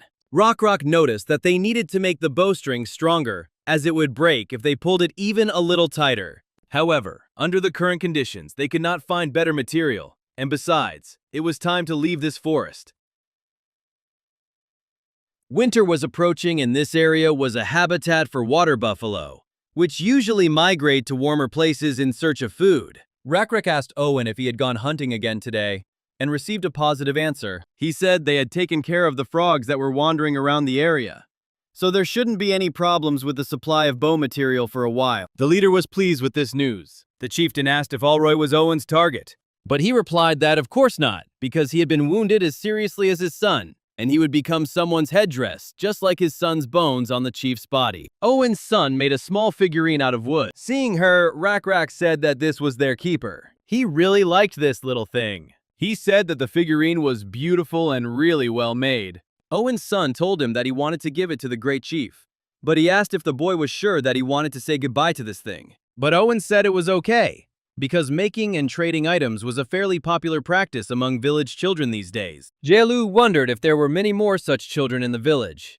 to which the boy happily replied that there were many. The boy said that the keeper was the one who saved them, because it is a great and kind creature. Rak said he was sorry he only had one, and Owen suggested they look for more in the village. The leader was ready to pay any price for them or exchange them for anything. But he decided to return to their conversation and asked Owen what he had talked about earlier. The lizard said that in the cave where the frogs were hiding, he discovered something strange. He invited the leader to see it for himself. Owen led Rak to the cave and showed him the entrance, saying that the frogs used it as a shelter. After which, he suggested going inside. The lizard said that everyone who was inside was killed, and Rak noticed there the same butterfly that God usually sent him with some kind of sign. Owen found this too suspicious. But the leader seemed not to hear him. He watched him like a butterfly. He couldn't understand how they could carve something so detailed on such hard stone. Jahol noticed that this stone was similar to the one on the beetle's back. God suggested that these might be ancient ruins. There are many types of ancient ruins that can be used to discover wonders or gain knowledge. Among them are items with specific functions or ruins where you can get demonic items. However, with such a low level of development of civilization, even if the tribe masters ancient knowledge, it will not have much significance. Wonderful ruins can create or change special resources and great mystical blessings. They are fixed in a certain place. They are of great value to Rak, as he is a nomad. The chance of a unique relic appearing is very low. God hoped these weren't the ruins of an ancient castle. The entrance above the stairs in this cave lit up. The lizards decided to follow these stairs and see where they would lead them. When they entered, they saw a huge descent down and many stairs, and thought that they would have to go through all of them. Jael asked the chieftain if he was going to pray to God, and he said that he didn't want to bother him with all sorts of trifles. They saw many glowing eyes in front of them, and did not understand what it all meant. They assumed that it was all rats. There were a huge number of them. Rak asked why these rats were hissing so loudly, and Jael said that they weren't rats, but nutria. She was sure that he had heard of them before. But he was confused by the fact that they were so big, and he didn't think that they moved in such groups, and they also seemed angry to him. Owen said that it was the first time he had seen such a thing, and then Rak assumed that they were just some kind of monster rats. He assumed that they were the ones guarding the place and ordered everyone to be on guard. These rats began to attack, and the lizards were forced to defend themselves. The chief ordered them all to be killed because they were strangely aggressive. One of the lizards suggested that they might eat them, and suggested gutting these rats and taking them with them. Dual suggested that perhaps they could raise such animals on their farm in the same way as water buffalo. Owen chuckled and said that if she wanted to do something new on the farm, maybe she should pay attention to the fish. And the girl asked in surprise if the fish didn't just appear and disappear on their own when they wanted to. The lizard told her that they also reproduce by laying eggs. Even the frogs knew this, so they prohibited fishing during the breeding season. He said that in order to breed fish, they would only need to build a dam and keep the fish locked up while they were young. And the lizard promised to think about it carefully upon returning to the village. One of the rats turned out to be alive. And when Yer was about to take it in order to remove the skin, but as soon as he touched it, he felt a sharp and burning pain in his hand. Rak didn't understand how this was possible and decided to check it himself. A devil-possessed nutria could attack its opponent with electricity with a simple touch. God thought that these were the ruins of a demonic castle. And if Rak manages to break through these demonic ruins, then there is a high probability that he will gain demonic power. Mastering magical abilities will not immediately make him a magician. But with each generation, the forces will become more powerful, and they will be able to create descendants of sorcerers. And then But there is one problem. In the Lost World, divinity and magic are in conflict. According to the teachings, magic comes from ancient evil, not from God. Great magicians develop their own powers without relying on the gods. If the number of such people increases, then punishment will follow. It's not that there is no way to prevent it, but that there are many possible ways it could happen. Gradually, the demonic ruins will reveal their true face, and will tempt the lizards located there. Rak noticed something in front of them that called him a wanderer, and asked if he wanted to have such power. It said that if the chief wanted it, it could give it to him. At that moment, Jaula approached Rockrak and said that if he was not feeling well, they could leave and return to this place later. He ordered to make sure that all the rats were dead and to check their bows and spears and all other equipment. Looking again at the thing that appeared in front of him, he assumed that only he could see it. He was interested in what it was. It seemed to read his thoughts and said that it was a spirit protecting this place and was visible only to those who possess great power. The chieftain did not understand what kind of power this spirit was talking about. Then he thought that he could communicate with thoughts, but his deepest feelings were not transmitted. God knew that there was a demonic spirit in front of Rockrak, but he did not understand whether he should warn the chief about it. Having decided to look at the list of the lizard's abilities, the god was surprised to see cunning among them. He did not know when he managed to acquire it. He speculated that Rockrak had developed this ability while fighting Shounen. Alexander found this really interesting and continued to observe the cave where the lizards were. The spirit continued his story. He said that the force he was talking about was called electricity. With its help, it was possible to burn living beings with a scorching flame, and the ability to emit light similar to the sun appeared. The spirit could give such power to Rockrak. Rockrak thought that if the spirit grants him such power, he will be very grateful to it. However, the spirit said that everything is not so simple, and there are certain conditions for obtaining this power. The leader did not understand anything, because it seemed to him that the spirit had just offered to give the power of electricity to him, and he did not say anything at all about the conditions. But the spirit assured that these conditions were a mere trifle, and that Rockrak's strength would be sufficient to overcome them. The chief was disappointed by this conversation. He believed that if the spirit wanted to make a deal, he should have said so from the very beginning. Rockrak said that if this spirit wanted something from him, he should show the appropriate attitude and be more careful from now on. He asked the spirit to name the conditions he must fulfill to obtain such power. He was interested in what exactly this spirit wanted from him, but if the spirit tried to hide something, then there would be no further conversation between them. Their conversation was interrupted by Jaol, who said that all the lizards were ready to move to the village, but he told them to go, saying that he would catch up with them later. After which, the chief returned to the conversation. The spirit informed him that he was locked in these ruins and could not get out. He wanted Rockrak to come down and defeat the guardian who protected the seal, after which the spirit would gain freedom and grant the leader his ability. Rockrak wondered if the spirit was talking about the sparkling power of the monstrous rats lying around. The spirit said that it was not the most accurate description, but it was that very power. He repeated that this ability is called electricity. At the moment, it can only create sparks, however. The more it is used, the more powerful it will become, and it will even be possible to cause a thunderstorm with its help. This ability can be improved and developed, and someday in the future, it may even become comparable to divine power. The spirit's ability was so vast that Rockrak could master it, and according to the spirit, not only Rockrak could do this, but another representative of his tribe could also use this power. And if he wants to monopolize it, then it will be necessary to perform a ritual. The leader found this incredible, but he did not understand why a creature with such power was locked in this place. But the spirit explained, saying that this was because his ability was too powerful. Since he could not be defeated, he was trapped in this way. Rockrak was interested in what would happen next, because the spirit had just demonstrated how dangerous he was. The leader was sure that his interlocutor was hiding something from him and suggested that there might be more side effects from using this power than benefit from it. He told this spirit not to lie anymore because he could go and simply destroy the entrance to this cave, and then no one would ever be able to enter these ruins. The spirit agreed to tell his interlocutor everything and asked the lizard to listen to him. It turns out that he was one of the creatures that once ruled this world. This spirit was descended from a long-forgotten ancient demon.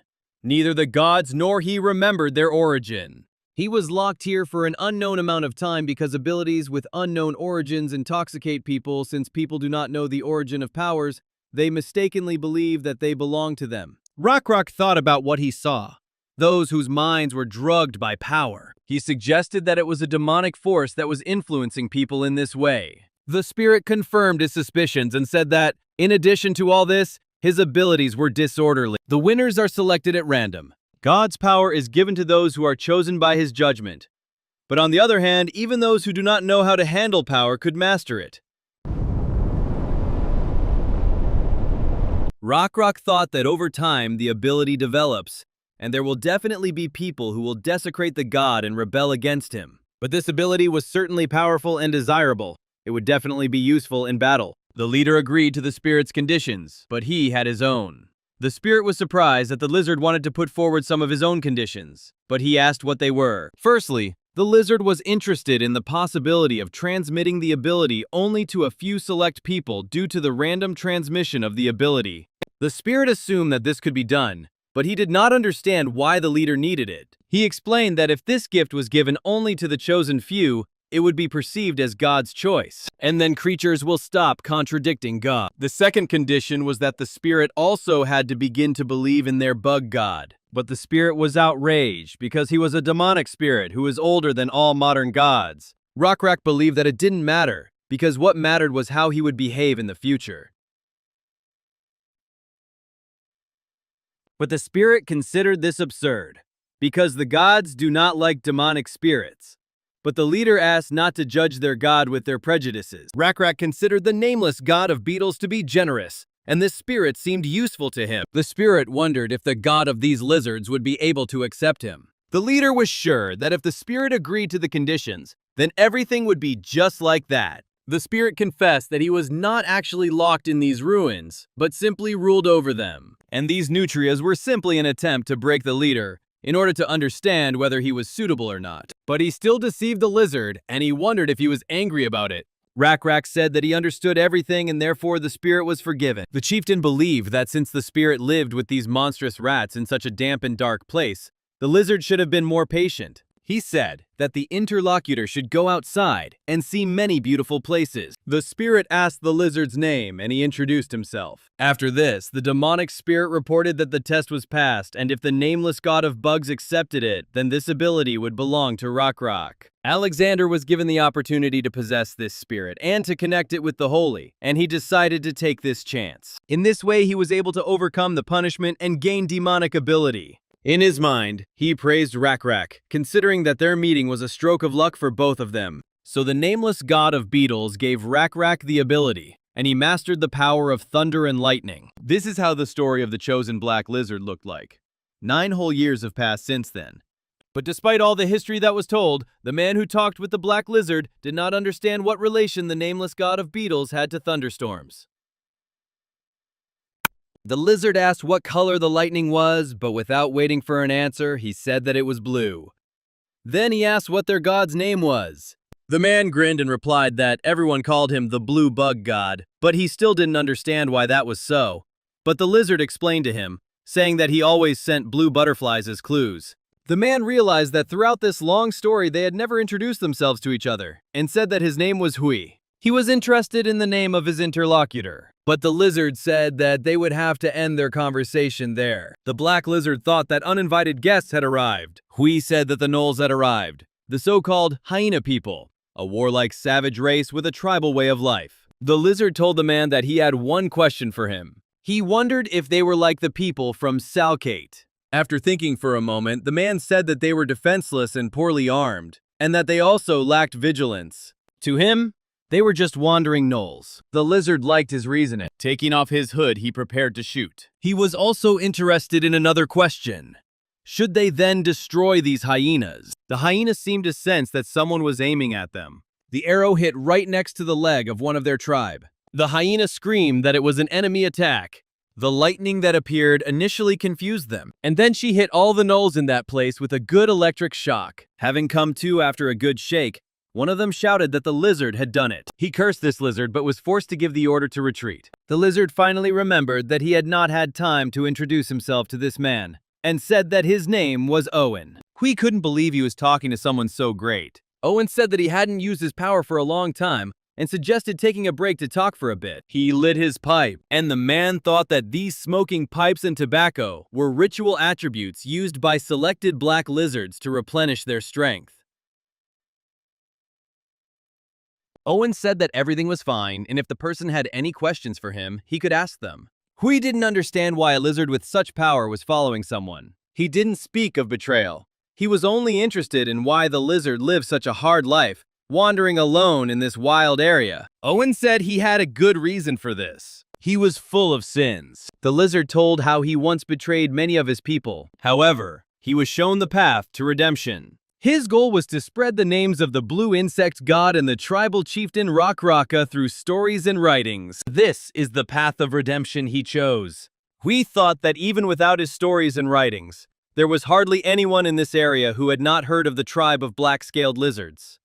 And there was no need to mention Rakrak's reputation as a great priest and leader. Owen interrupted his thoughts by saying that if someone were to attack him, he could easily scare them off, and then asked the man if he was also a wanderer. Hui replied that he too was a wanderer, and had come from Automaton. Owen had never heard of this place, so he asked again. The man said that he was heading to the Black-Scale tribe to convey the words of the Automaton lore. The lizard said that he didn't know that he was a guest, but he was glad about it. Without saying anything, Owen whistled, and a huge bird ran in their direction, and its steps shook everything around. Hui was scared and assumed that a basilisk was approaching them. Owen calmly took the bird by the leash and said that the man was only half right.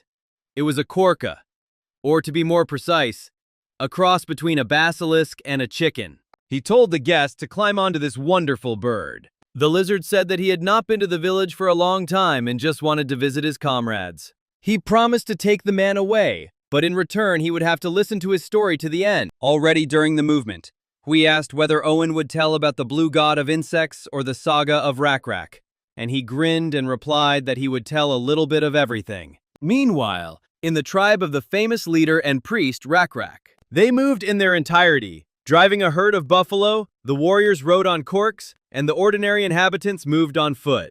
The chief sat gracefully astride his pet. Over the years, they invented fabric and learned how to sew clothes. Jal approached Rakrak, saying that the elderly stargazer believed that his life was on the line. He thinks that if not now, he will never be able to talk to the tribal leader. The chief ordered the tribe to stop the procession and prepare to spend the night at this place. He asked the worried girl to tell the astrologer that the chief would soon come to him and told him to ask her to keep the lizard alive until that moment. This lizard has always been good at predicting the future, so we need to take care of his funeral. They assumed that this night would be sad. Around the tent sat praying lizards, and inside was a dying elderly astrologer. Upon entering, the leader asked how he was feeling. The doctor who was with him said that he had done everything in his power, but the old man did not have much time left. The stargazer whispered that he was very tired. He said that a lot had happened and he had had the chance to visit different places and lands and learn a lot. The lizard lost his arm and was exiled, but he was lucky and met the chief of the tribe. He taught many people to contemplate the sky. However, every lizard eventually experiences overwhelming fatigue and exhaustion.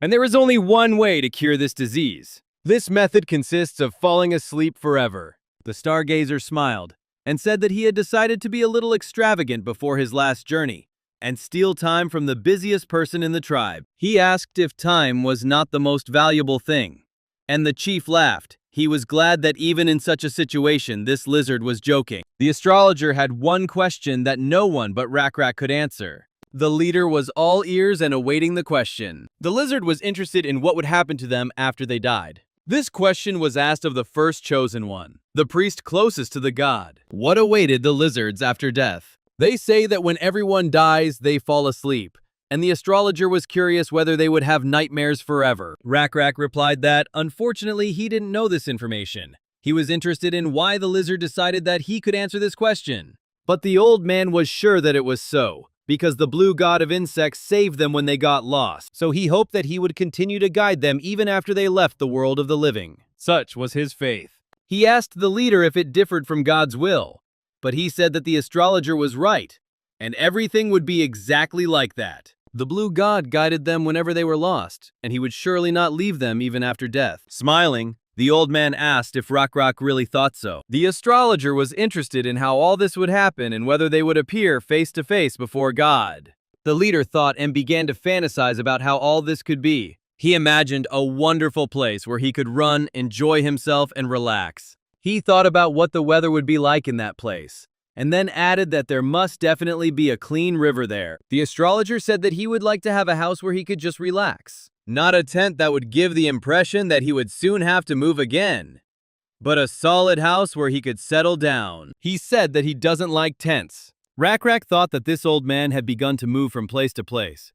But if he ever found a place where he could calm down while he could breathe, then he would have nothing to complain about. Rakrak sat with the old man and continued their conversation. The same blue butterfly flew to them, and the lizard asked the astrologer if he could see it. But the old man said that things were starting to go dark before his eyes. The chief said that he had a gift for the astrologer, but he decided that the lizard was just fooling around. Rakrak indignantly asked if he was really going to refuse his gift again. He promised that this time he would find it very quickly. The chieftain called the astrologer, but it was too late. The butterfly took his soul and carried it to heaven. This beautiful creature brought the old man's soul straight to God. Alexander himself wondered what would happen if he died in a lost world. He made a decision to create an afterlife. The conditions for this peaceful death are not yet clear, but the afterlife is a very important element in the lost world. Even just thinking through the views of the afterlife can increase the chances of winning. The wicked will be condemned to eternal suffering, and the good will go to heaven. This division exists to maintain morality and ethics. Like Valhalla, it can also be used as a training ground for warriors. Subsequently, the souls trained in the afterlife can be sent back to Earth, and all of this can be useful later in the game. Now Alexander had no need to hurry, because much was just beginning. He could control the afterlife as he wished. He called this afterlife an ancient meadow. The sun was shining brightly and birds were chirping. After his death, the astrologer found himself in this meadow. He felt as if something was tickling his nose. When he woke up, the lizard did not understand where he was. The thought occurred to him that this was all a wonderful dream. But after thinking a little, he realized that the chief was right, and this was the very meadow he was talking about. There were no stars there, just as there were no stone houses, and the astrologer thought that perhaps he should not have hoped for that. Maybe he didn't need a house or anything like that. He remembered the last words he heard from Rakrak and thought that this was a really good gift. The lizard sat and enjoyed the moment, humming some melody. Looking around, the stargazers saw that there were other lizards in this place, but none of them have woken up yet. He was glad that there were other lizards in this meadow besides him, but he decided that it would be wrong to wake any of them. The stargazer saw a familiar lizard and thought that this girl had learned arithmetic from him and had been a warrior in life. He remembered how she died when their tribe was attacked by the Goblin Alliance. It was a surprise attack from the United Goblin Tribes. These creatures attacked a place where mostly old people and children lived, who were not sure that they would be able to hold out until help arrived. The astrologer felt helpless. It seemed to him that the end had already come. The goblins mercilessly attacked the defenseless lizards, and at that moment this girl appeared. She stood up to protect the elderly and children, coming face to face with the enemy. She thanked the astrologer for teaching her to count well and said that it was better to sacrifice one life to save two. Some of the warriors of the black-skinned tribe could disobey even the order of the chieftain if they considered their action necessary, and it was her heroic self-sacrifice that no one expected. The lizard blamed himself for not being able to stop this innocent child. At the funeral of the fallen warriors, the chief was furious. He believed that it was all because of the arithmetic that the old man taught them.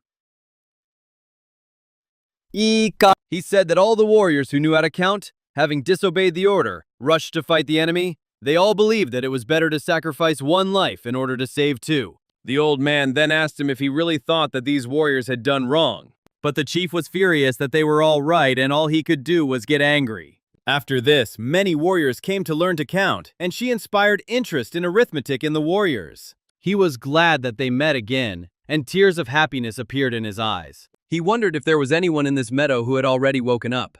He saw someone's tail behind the tree, and he wondered who it could be. The astrologer asked who was there, but did not hear an answer, and the hiding lizard began to run away from him. The old man rushed after him. He asked where that lizard was going. The astrologer ran out to some stone structure and thought that if God was here, then he would really like to find out something from him. He wondered why the blue god of insects chose them. As he climbed the stairs, he considered all the possible reasons. It's probably because lizards are superior to other species. Or maybe because God is just good. The astrologer had no answer to any of these questions. Rakrak considered it all just a lucky coincidence. His thoughts were interrupted when, climbing the stairs, he saw a telescope under a glass dome in front of him. He thought again that the leader was right and that, in the afterlife, there were stone buildings and stars. Approaching the telescope, he began to examine it, not understanding what kind of strange thing it was. Still, he decided to look into it. And what was his surprise when he saw what the stars really look like? He realized that this was the true form of the stars, and everything he knew before was just the tip of the iceberg. The lizard thought that it would be great if he could pass on all this knowledge to the living. The god who was watching him was grateful to him for still worrying about his fellow tribesmen. The afterlife is not only a place where the dead go, but it will also influence the way people think about life after death, and the values of those who believe in God. God thought that if warriors entered the afterlife, they would dream of Valhalla, and if immortals with special abilities entered the afterlife, they would dream of a beautiful and peaceful place. And if a scientist gets into this afterlife, it will serve as the basis for technological development. The afterlife was also supposed to function properly, but he was interrupted when he realized that there was a threat in the present tribe. The Broken Ear tribe was already on their way, possessing iron technology superior to that of the lizards. They had even tamed the saber-toothed tiger. The technological skills and movements of this tribe are unusual. Alexander understood that there had to be a player behind them. However, he had prepared a lot for the war with the players. Now he even had an afterlife. Now he needed to prepare to meet the enemy. The players gradually expanded their territories, and in order to keep up with them, Alexander invested a lot in small bugs. He has 3 large swarms of beetles under his control, including a swarm of locusts. It slowly slows down the process for players who are fixated on farming. However, he does this in such a way that no one notices his interference. Alexander also uses them on other carriers of infection, just as he used them on the frog tribe. And finally, he has a nest where all sorts of beetles are raised, which feast on small farm plots. All the defeated lizard tribes joined the Rak tribe. Establishing control over the southern peninsula was now only a matter of time. The main question for him now was how to deal with players who were behaving too provocatively. Meanwhile, Owen arrived at the tribe and brought Hui with him. Immediately upon arrival, Jael told him about the death of the astrologer. He was very sorry that this old lizard had left their ranks. Hui said he had heard the name before and assumed it was not the right time to meet the leader, but Owen said it was okay. He said that in their tribe, it is not customary to consider the appearance of a stranger at a funeral as something bad. For them, on the contrary, it is rather a good sign. The tribe was at a funeral when the guests arrived. We noticed the tribal chief and was surprised to see him shedding tears.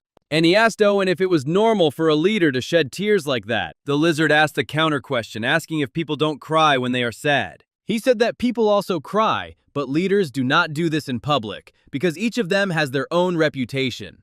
Owen said that he knew the meaning of the word reputation, and understood that most likely his interlocutor meant that if the warriors noticed the weakness of the leader, they would not follow him, thinking that he was weak. However, he asked the guests not to even try to explain this to the other lizards, because they would not understand him. Because for lizards, there is something much more important than reputation. However, they were not able to finish their conversation, as the chieftain approached them and greeted the lizard.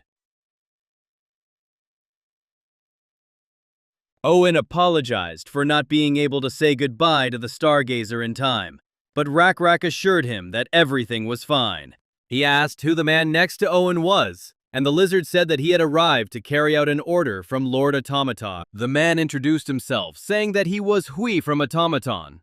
The lizard looked at him and said only clearly. Hui looked askance at the leader and did not understand what would happen next. The chief invited the new arrivals to come into the tent. Sitting in the tent, he turned to the man, saying that he was probably tired after a long journey, but they would stay awake all night. He asked Hui to understand their tradition. The man reached into his pocket and pulled out a package, saying that he very much hoped that the chief would accept this gift from him. He placed a small bag in front of the chieftain and said that this was a gift for him from their Lord Automaton. The lizard emptied the contents into his palm. The gift to the leader was rock salt. Hui said it was something they were very proud of. This was the first rock salt that the Lord gave to the lizard for free. Rak assumed that if this was the first, then there would be a second and a third. The man said that there would be more after her and asked to accept this gift. Having said good, Rak clenched his fist and crushed the Lord's gift. We didn't understand what all this meant, but the chief ordered to tell him to his master that he accepted this gift with joy, and the man tried to understand what the lizard did with this gift. The chief explained that this was one of their rituals, and the man was not familiar with it because he had no god. This ritual is that if you spill a little salt on the floor, God will be happy. He thought that was all that this man needed to know, but Hui didn't believe him. He thought it was just a ridiculous lie. The man insisted that it was a gift from the Lord. But the lizard said that it was just a little rock salt, which he used at his own discretion, and therefore did not see any problem in it at all. We insisted that the lizard understood that this was not just a gift, because he said that there would be a second and third time, and in large quantities. Rakrak said that he had heard that Lord Automaton was rich, and it was a little strange that he would send someone with so much salt. The lizard assumed that next time the man would bring more things to exchange, and the man thought that Rakrak was an experienced lizard. It wasn't that they couldn't communicate because they were of different races. He was a little rude, but not entirely, and expressed his refusal diplomatically. Rakrak asked if it was time for the guest to go home, after which he added that he spoke like a human, but it was difficult for him to add subtext to his speech, and if something like that was required, he was usually used to solving it with the help of a story. Hui said that he did not have such talents, and if the lizard did not like diplomatic talk, then they should be frank. The lizard should have understood the meaning of this proposal, and therefore the man did not understand the reason for his refusal. First of all, the chief did not like to accept offers that had already been rejected by someone else. He did not like to pick up scraps. If this person has been rejected by someone once, then most likely this offer was terrible. However, the man did not understand what was being discussed and continued to assure the lizard that this offer had come only to him from Lord Automaton. The leader grinned and asked if we really believed that he had met Owen completely by chance, and that he had also accidentally offered to accompany him to the tribe's camp. Owen said that this man came from the north and not from the west as he should have. After all, the automaton is located to the west of their location, but to the north lives the tribe of the Broken Ear, the Selkate. This means that Hui proposed the same thing to Sulcate and was refused. Rakrak asked the man to tell him why he was being dishonest with him. Ancient relic, automaton. Sachuran is an ancient relic that cannot be found anywhere else. It is a real fortress with 5-meter-high walls. And the dirty warriors who restore Saturn are also a real miracle. In this fortress, which was built by no one knows who or when, many people from different tribes live. In addition, the automaton had a geographical advantage. The valley in which it was located was the path to the continent. It is in a great location and therefore very protected. It also has a salt mine, which helps the residents with livestock and farming. Rakrak called Hui the lord of this fortress and said that he did not believe in free gifts, especially if this gift is from someone who hides their identity. Hui stood silently, his eyes downcast. Rakrak was amazed that the man did not even deny all this, and offered to tell how he came to this conclusion. The leader said that the man introduced himself and said that his name was Hui. It was important for him to know what the lizards thought about the automaton, and most likely for this reason he revealed his name, in order to see the reaction. It is said that even in the fortress of Automaton, only a few of the 4 families that are loyal to the Lord know his true name and appearance. All who share blood with Lord Hui have the Hui part in their names. And the lizard heard that the Lord had 4 sons and 3 daughters. This man was clearly not a woman, and judging by the wrinkles on his hands, he was not at all young by human standards. This is how Rakrak managed to determine who this person was. Removing his hood, the Lord said that the lizard was good at his job. He didn't understand how Rakrak managed to find out, since he wasn't closely acquainted with any of the lizards.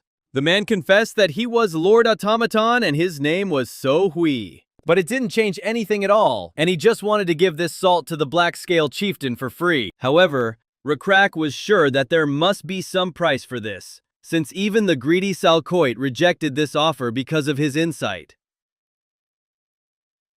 Rakrak suggested that if he took the salt, his tribe would have to protect the Lord. They will have to worry and fret about protecting the salt mine, even if the conflict occurs due to the automaton's fault, after which he asked if this was not the Lord's intention. But the man said that this is called diplomacy and it can also be called a deal. The Lord did not understand why the chieftain refused.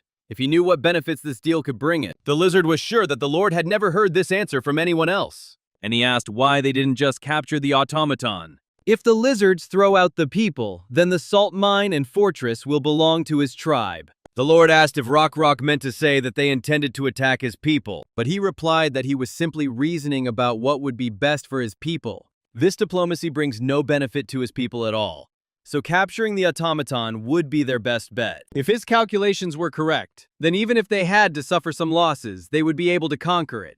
They follow the blue bug god, and if he helps them, The high walls and earthen soldiers will turn to dust. The leader was also interested in whether this man was afraid of being alone among many lizards. But the man was sure that Rak would not kill him. After all, if he dies now, it will be difficult to find a common language with the automaton receiver. The leader was interested in what his successor could do for them.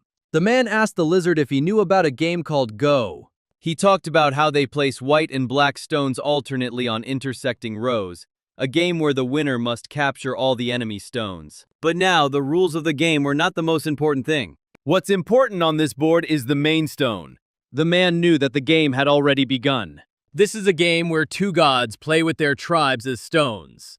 And on this board, the lizards and gnolls started their game. And this game is called Autonome, because the lizards are also interested in who will become the successor of Autonome.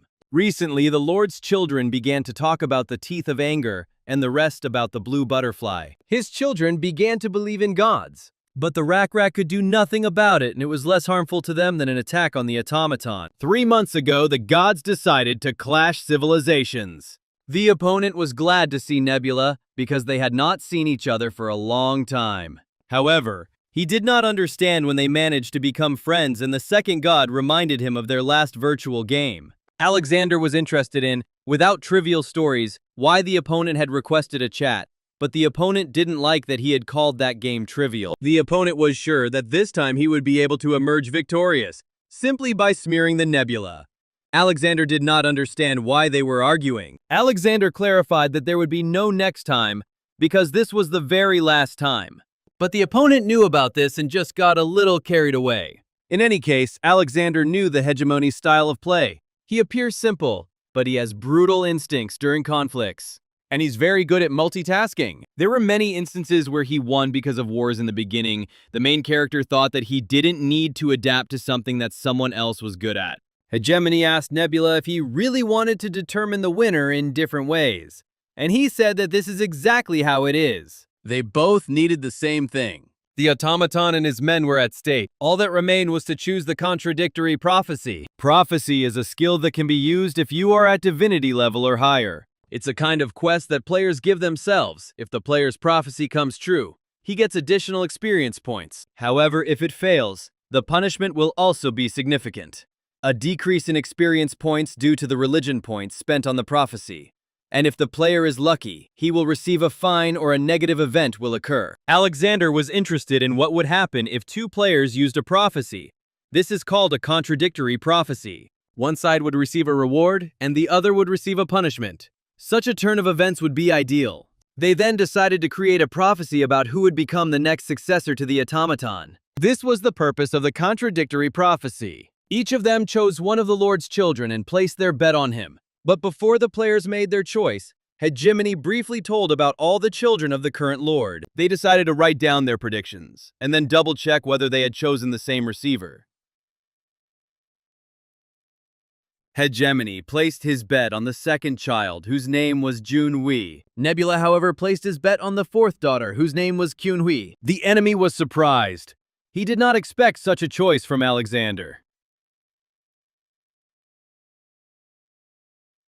Their choice fell on different family members, and therefore they recorded the creation of a contradictory prophecy.